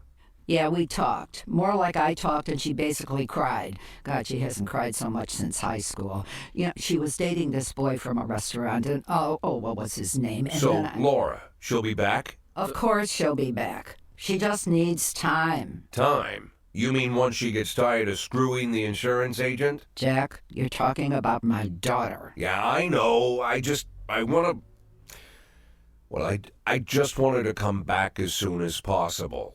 Don't worry, I'm with you. We just need a little patience. I know it's asking a lot, Jack, but you really just gotta be patient. Wait for my call. All right. Again, I'll wait for the call. Yes, understood. I know the situation is asking a lot from you too, Mrs. Markham. Thank you. And please, call me anytime. Jack? Yeah? You okay for money? Excuse me? Well, you know, where the papers were talking about your resignation, they said you and Laura were a little tight, and I thought maybe you'd... Good God. Jack? Jack?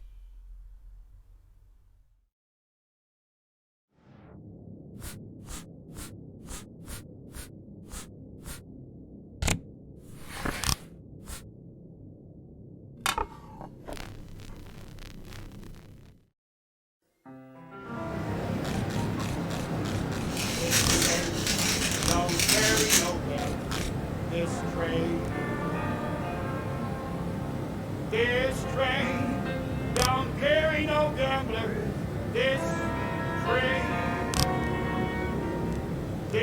train don't carry no gamblers, no crap shooters or midnight midnight rappers. This train don't carry no gamblers. This train. While I was on that train at 5:02 in full mobile, I had a couple of dicks in my pocket just to make the price of a meal. Well, I threw them on the wagon and they started doing tricks. I was on that train at 5:02 and just off at 5:06. Well, this train don't carry no gamblers. This train don't carry no gamblers. This train don't carry no gamblers. No rap shooters or midnight rappers. This train don't carry no gamblers. This train.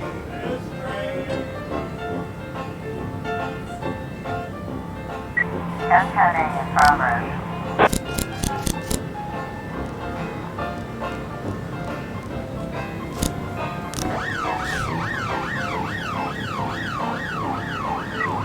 I was trying to raise 10-1, Sergeant Hot Spot.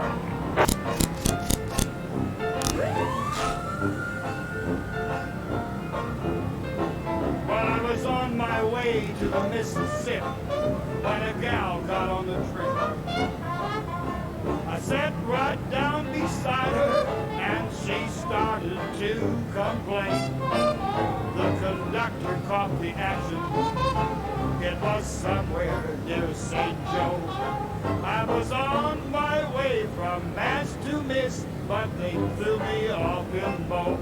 Well, this train don't carry no gamblers. This train don't carry no gamblers. This train don't carry no gamblers. No crap shooters or midnight rappers. This train don't carry no gamblers. This train.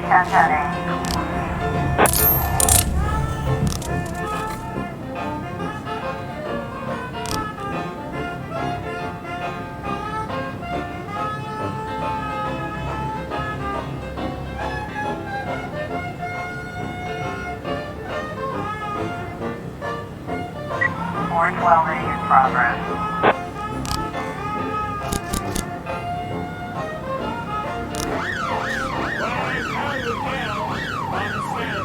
Officer, looks like we have a situation here. I said this on a lonely train like this, a guy could use a friend.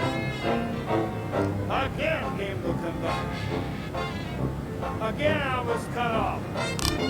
412. Now I don't know where you got off, but I can tell you where you get off. Well, this train don't carry no gamblers. This train don't carry no gamblers. This train don't carry no gamblers. No crap shooters or midnight rappers. This train don't carry no gamblers. This train. 9 testing in progress.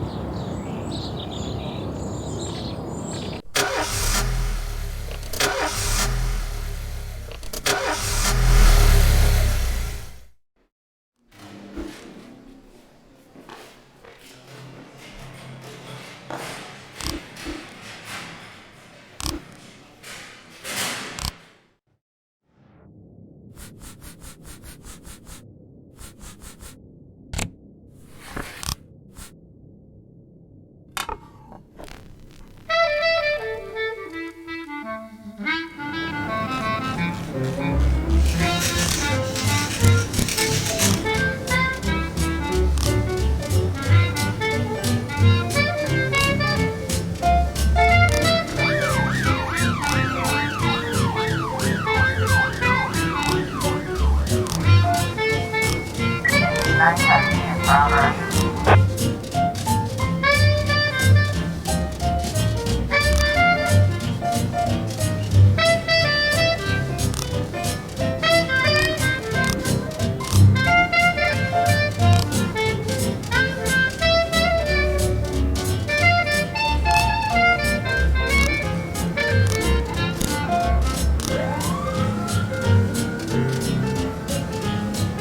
Nine heavy.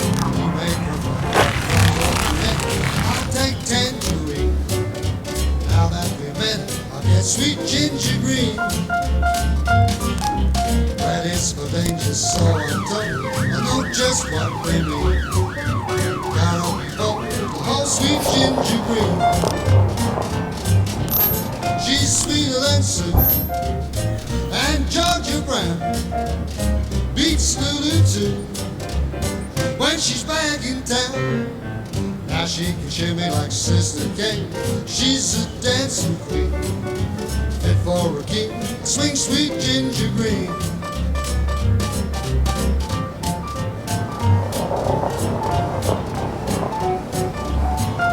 It's 11 in progress.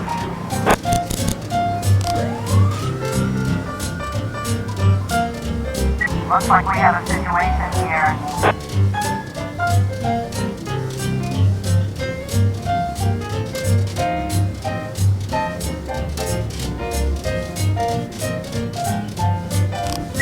It's 11.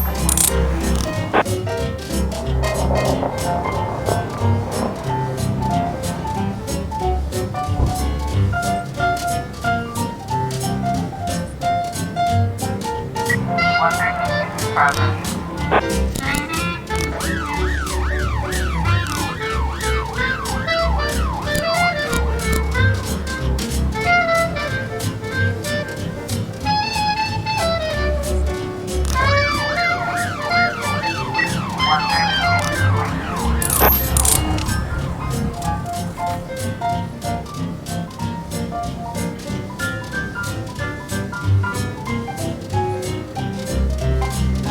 Shimmy like Sister Kate, she's just a dancing queen. Fit for a king, swing sweet ginger green.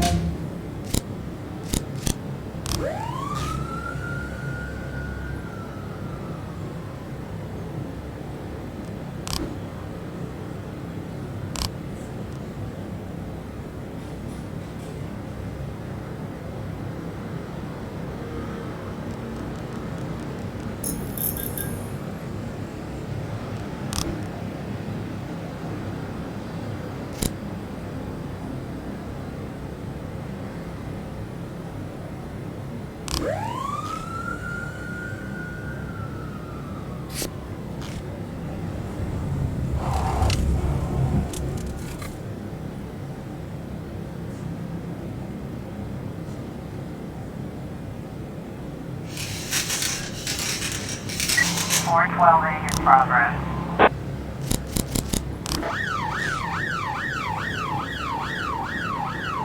Four 12A.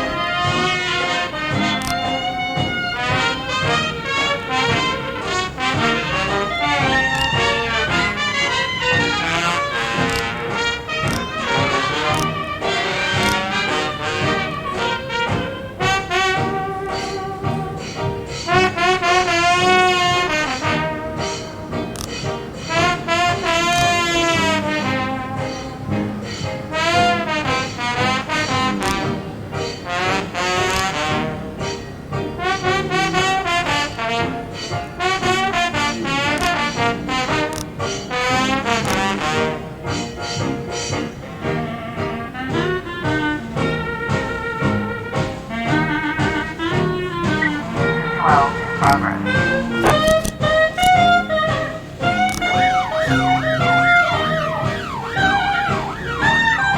I was trying to raise TN1, started to top block.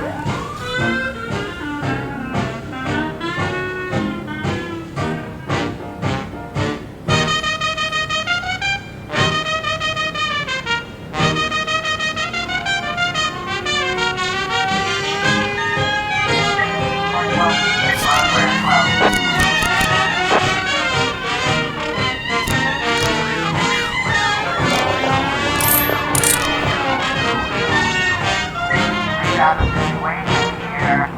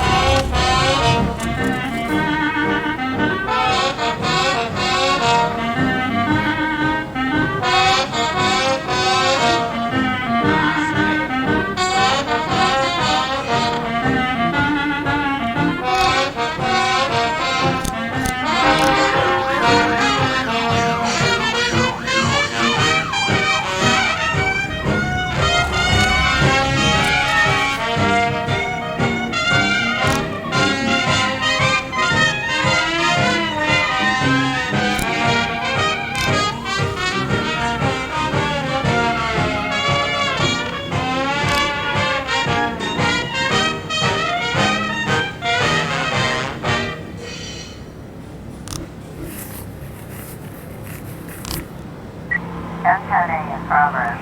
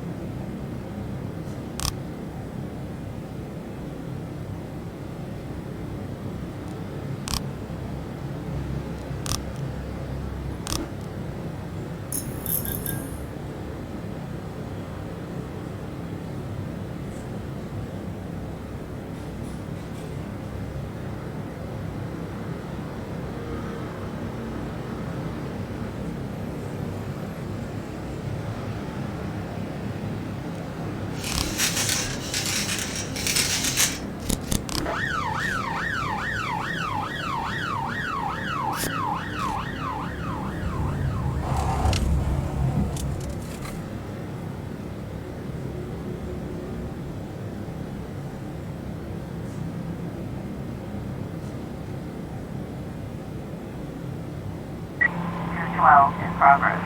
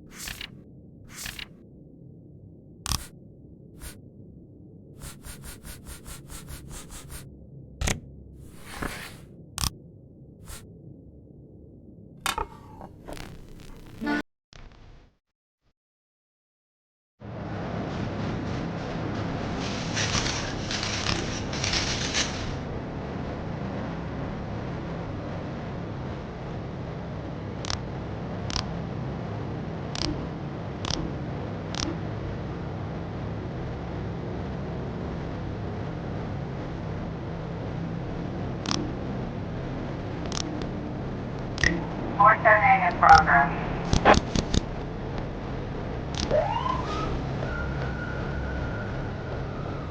Looks like we have a situation here.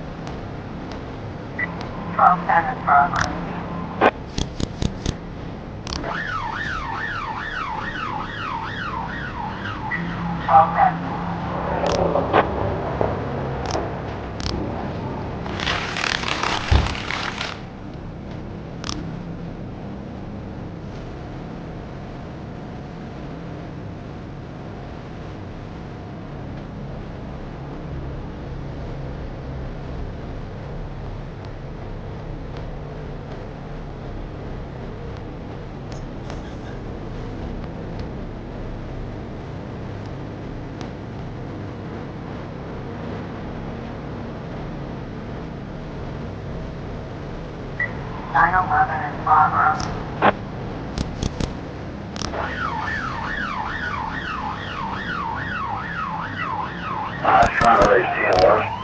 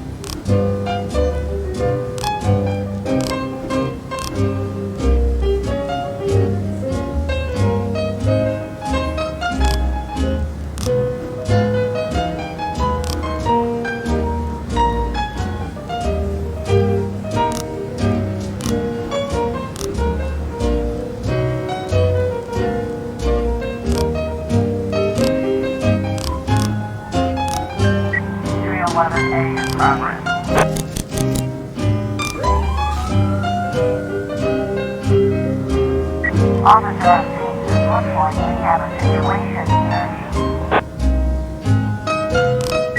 311A complete.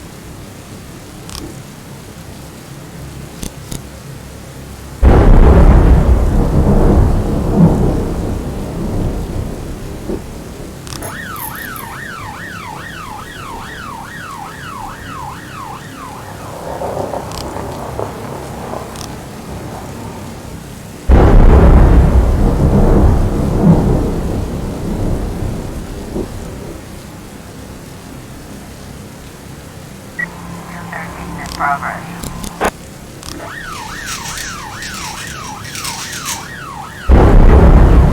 Trying to reach TN1, Sergeant southbound.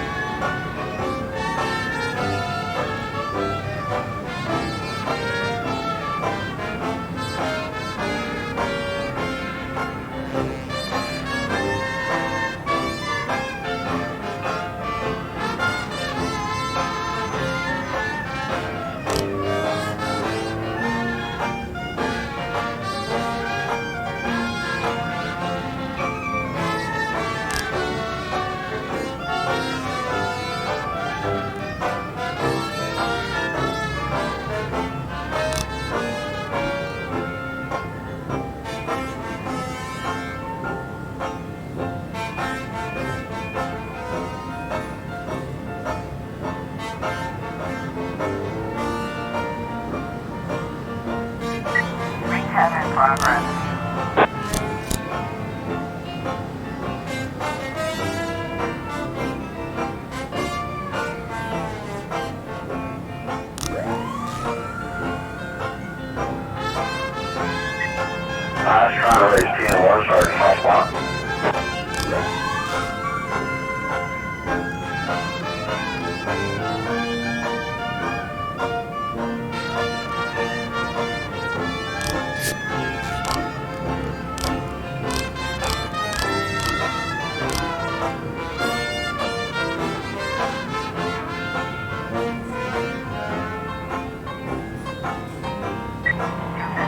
progress.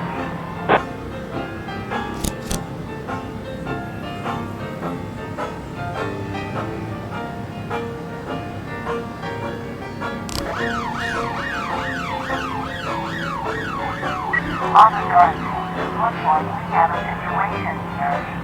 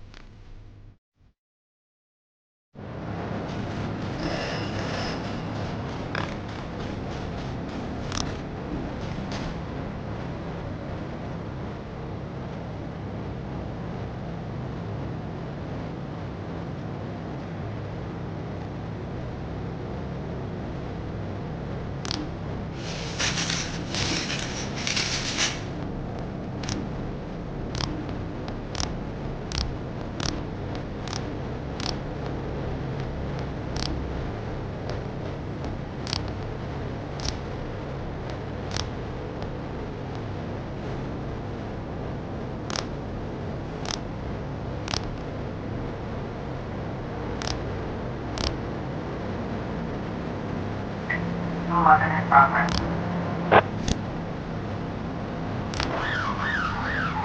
411 progress. 411. 411.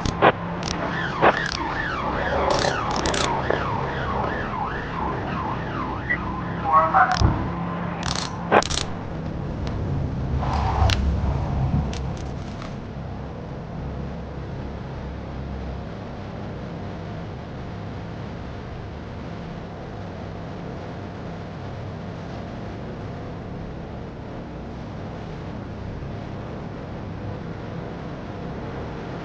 One sentence in progress.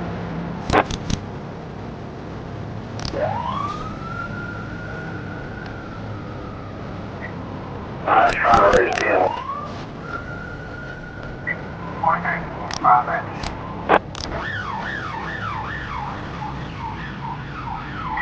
430. 10 in progress.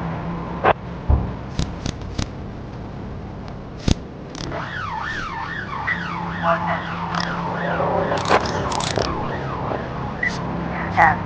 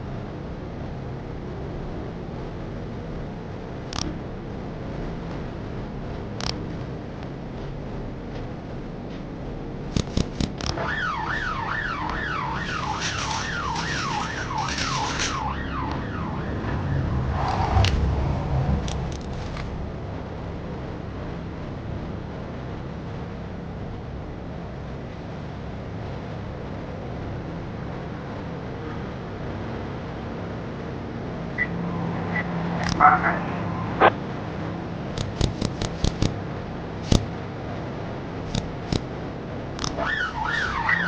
12 progress. Trying to raise 10. 12.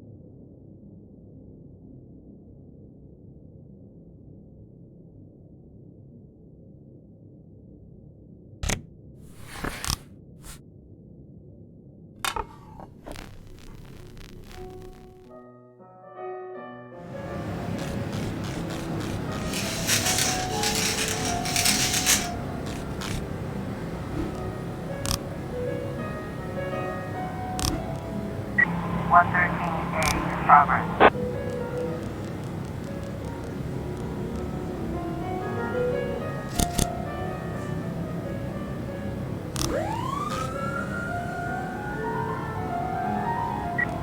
I was trying to raise 10 1, Sergeant.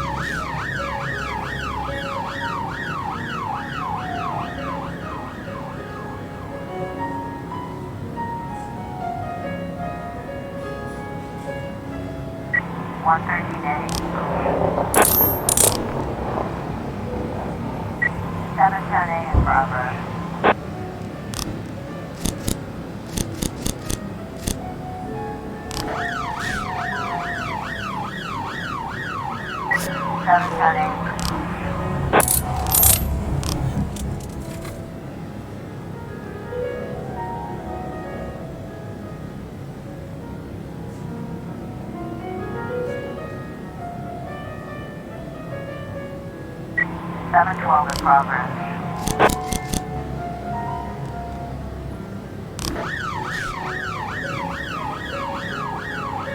Looks like we have a situation here.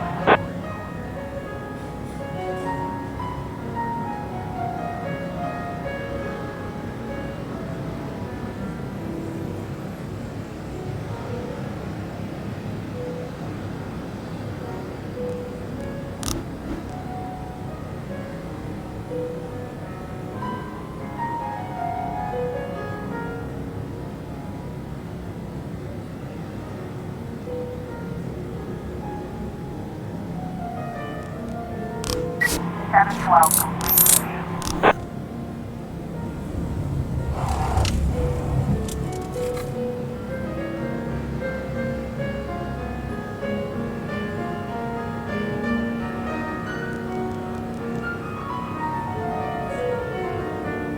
Nine testing in progress.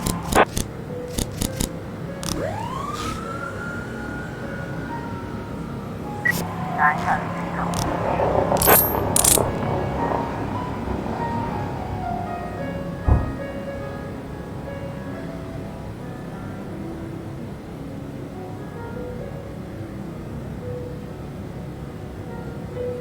In progress.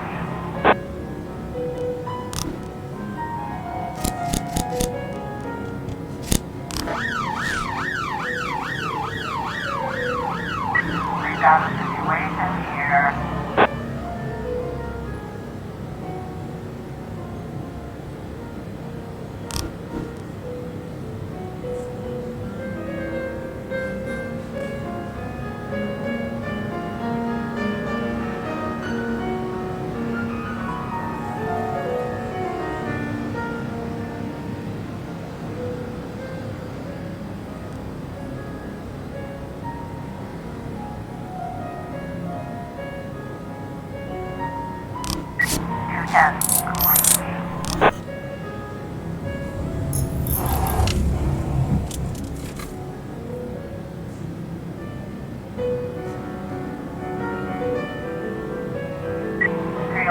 In progress.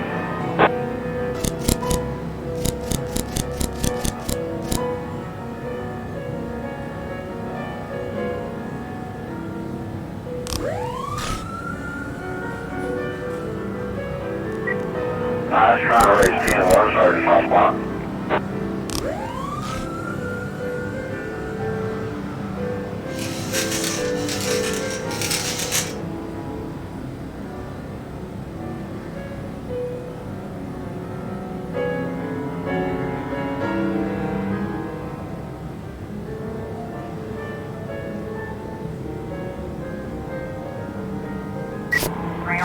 Complete. 412A in progress.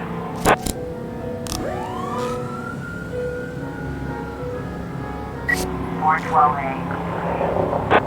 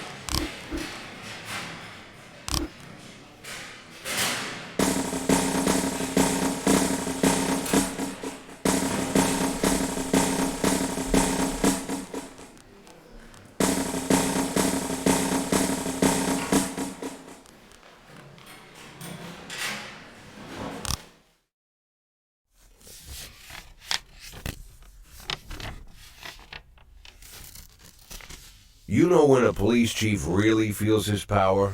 When he hires and fires people? When he throws folks in jail? When he's bossing everyone around all morning? No, there's no power there. Just bureaucratic red tape. Like directing traffic. Not that it's all bad. No, I feel it the most when people come to me with accusations. Accusations happen outside the law. They don't need to be rational or supported by evidence. They don't petition justice in the careful words of legal formality. No, an accusation is a personal cry, full of resentment or envy, a defeated moan, or an angry howl. The accuser rarely imagines you'll share their resentment, their envy, their hatred.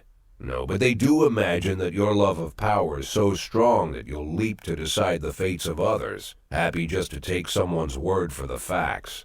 Businessmen accuse the gangsters blame our public figures denounce politicians, the politicians point to the businessmen. When it comes to accusation, there's only one rule. Don't aim too high. If you overestimate your own importance, then complaining can cost you your life.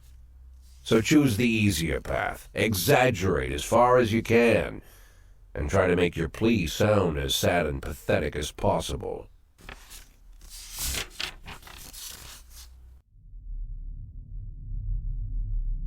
The accusation I received today sure didn't fit the normal mold.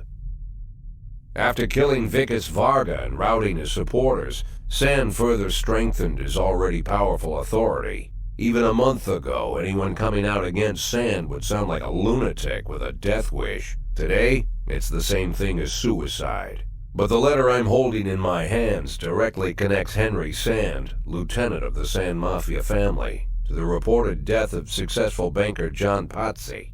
Henry has a daughter, Marianne, a dancer, and apparently it all started with her. One day, Marianne danced in the title role of a production of Giselle, and Henry, proud father that he is, brought the whole family to the premiere, along with some of the family's business partners. Among their guests was the young banker John Pazzi. He couldn't keep his eyes off Marianne, but she ended up brushing him off. In response, Pazzi ambushed her one night after rehearsal, pulled her into his limousine, and had his way with the poor girl. After that, gentleman that he drove the girl home and threatened that if she told anyone what happened, her mother would get the same treatment. But her father still managed to shake the truth out of Marianne, and he decided to take his revenge. Of course, Henry knew he couldn't just go with his instincts and put a bullet in Pazzi in broad daylight. The rich bastard was too important for business, and Henry is neck deep in the family business, overseeing transportations for the Sand Mafia.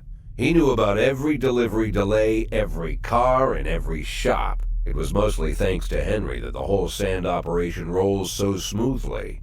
Henry has free access to all their off-book cars, and a tar-black motive. Yeah, he could easily arrange the death of John Pazzi as a drunken, late-night hit-and-run. But Henry Sand is smarter than that. If this story about Pazzi is true, he'd more likely go to the boss and ask permission. I'd have figured this letter the ramblings of a retired gangster looking to spice up his life with little excitement. The way the letter started, "My dear little old cupcake," I had every mind to toss it in the trash. But something else got my attention. They're rarely ever signed, but this one ended Robespierre, and I doubt it's an imposter. No one would go against the most powerful group in the city, hoping to hide behind the name of some prankster clown. Like everyone else, I had no idea who Robespierre was or what he wanted. But there was no doubt that this guy was more than a little crazy. An arrogant psychopath. Could be dangerous. Definitely worth looking into.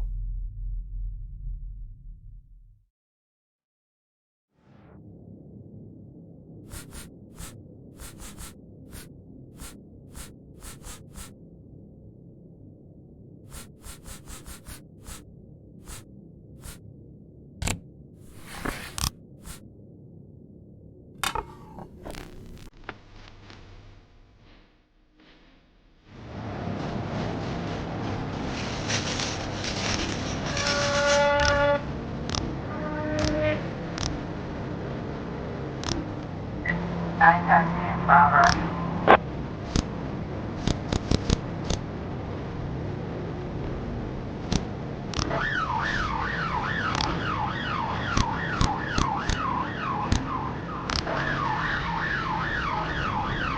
Stop situation here.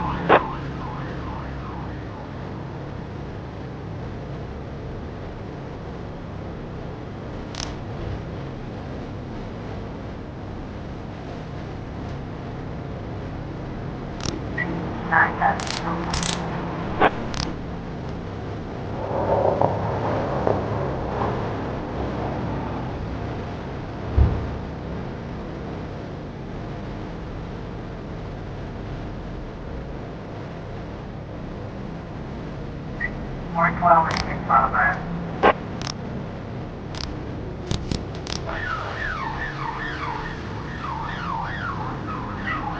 Trying to raise.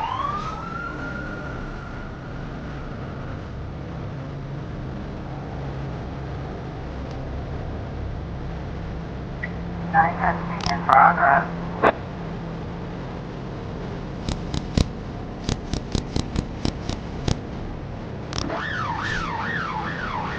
More 12 in.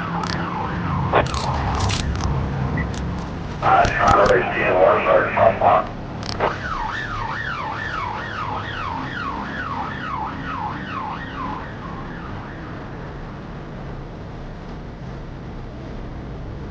More 12 in progress.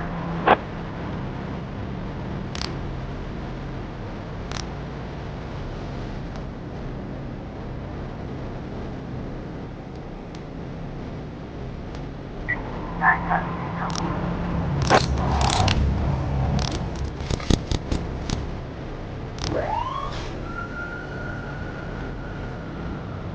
More 12 in.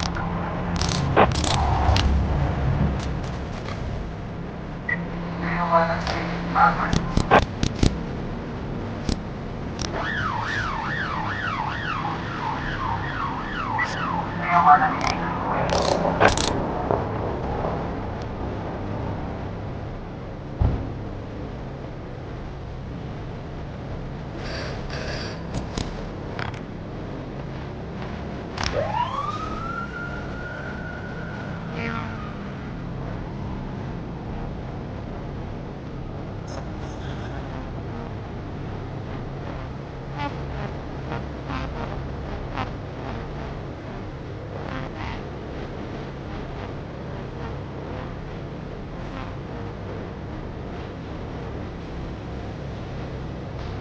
Nine testing in progress.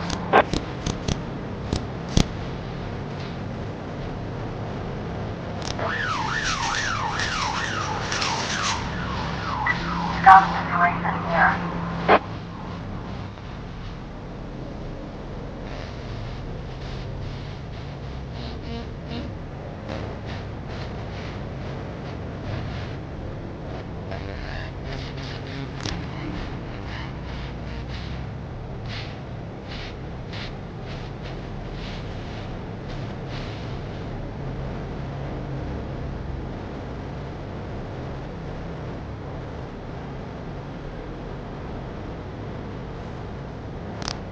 Nine testing.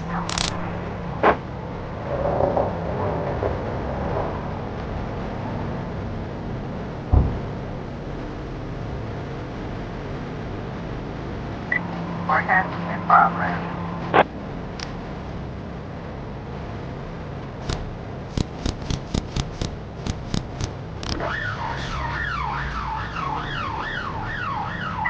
More testing.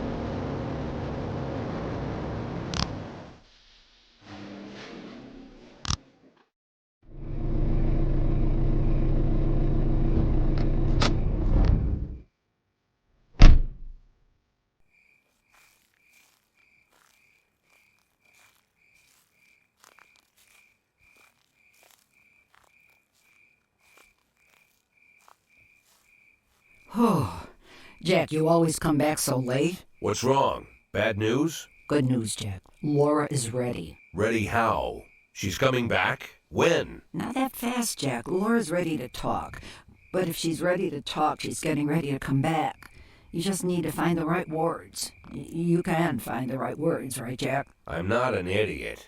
I didn't ask for this, Jack. It's the middle of the night, and I'm alone on an old farm, 40 minutes away from anywhere, sat on a creaky porch, and now I'm getting snapped at. I came here so you could personally promise me that you'll be able to find the right words. So let's try again. You can find the right words, right, Jack? I can find the right words, Mrs. Markham. It's good to hear. Tomorrow night at 3 o'clock at the Octopus Restaurant. You know it? Yeah, but it's closed at night. Oh, I've arranged for them to be open. Don't be late. But don't come too early either.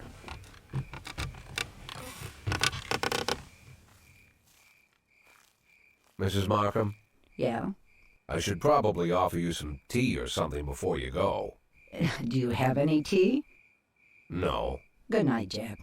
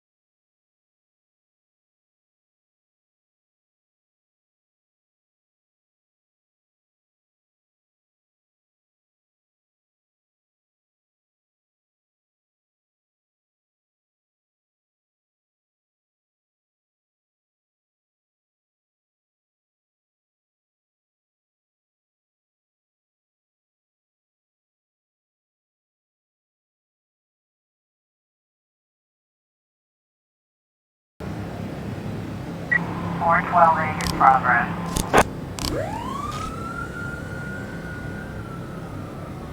412A complete.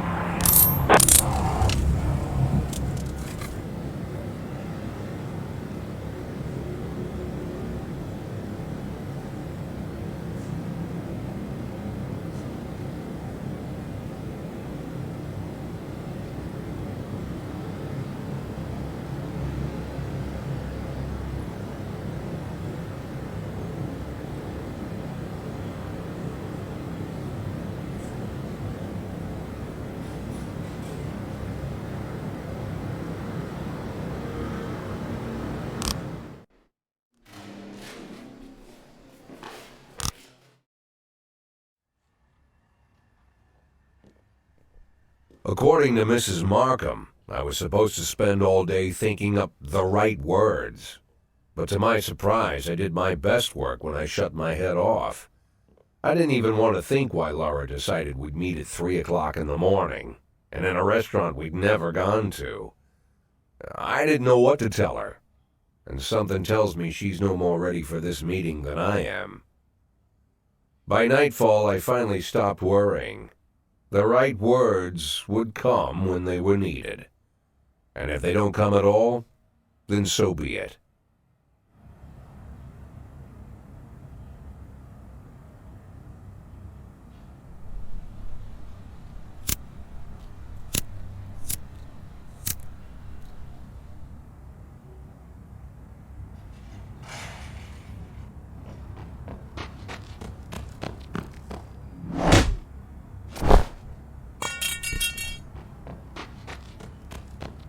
I've heard said, when you're knocked out by a single blow, you don't have time to feel any pain.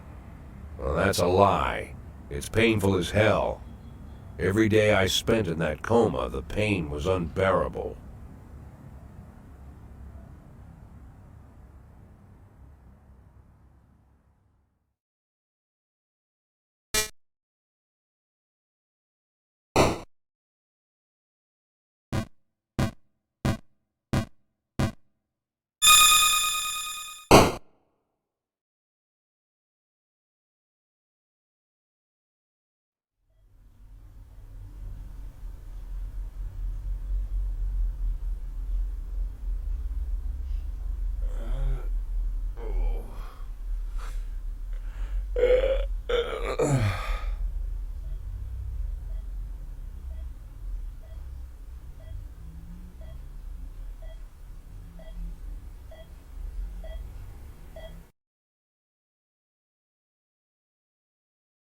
Yeah, I heard about that already. But what if they decide to spill it to the papers? We need to start thinking now about covering our asses.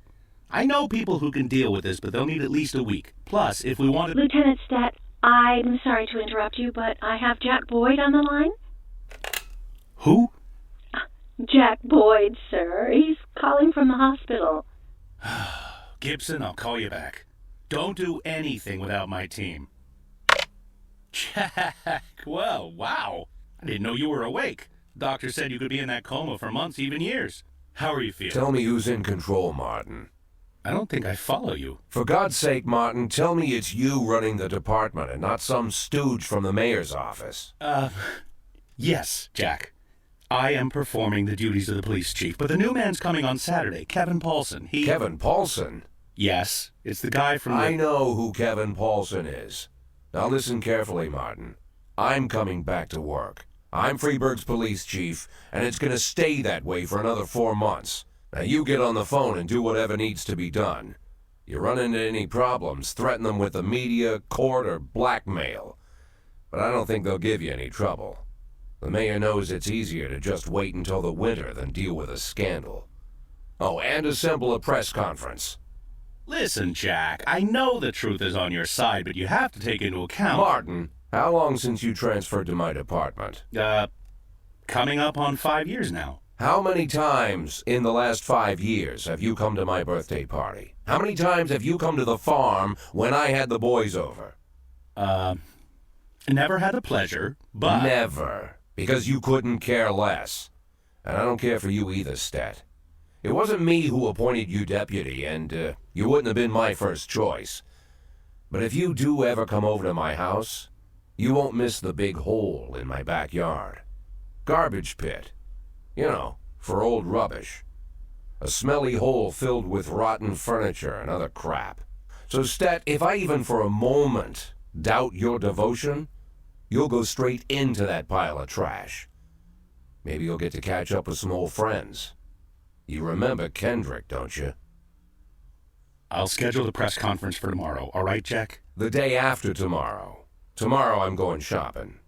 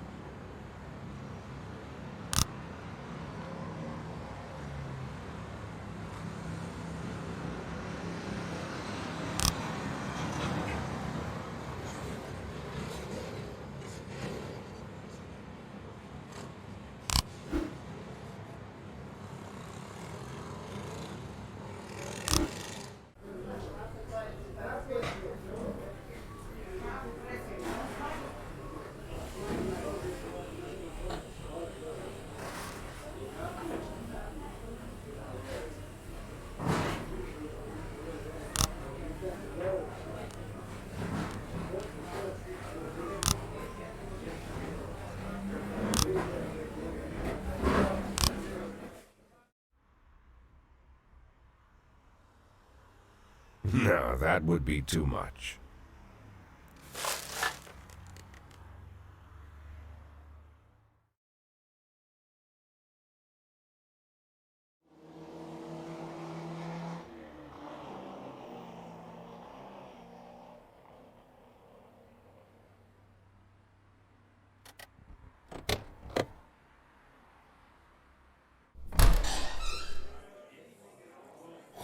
Wow, Jack, what's with the outfit?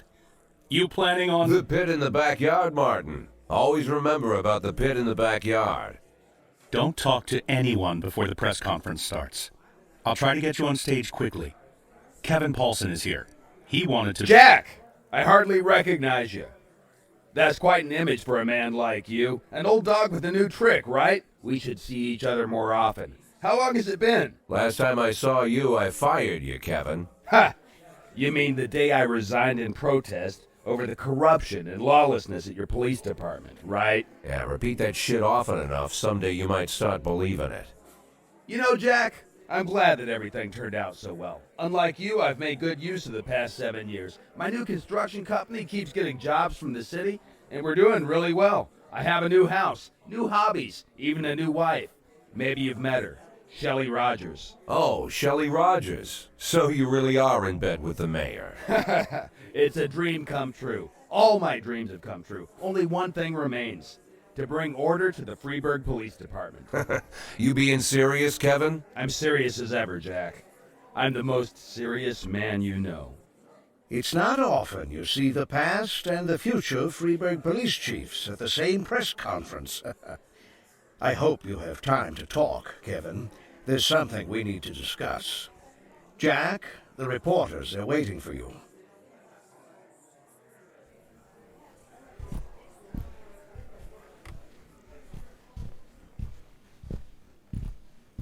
My retirement plans somehow just got turned into a circus.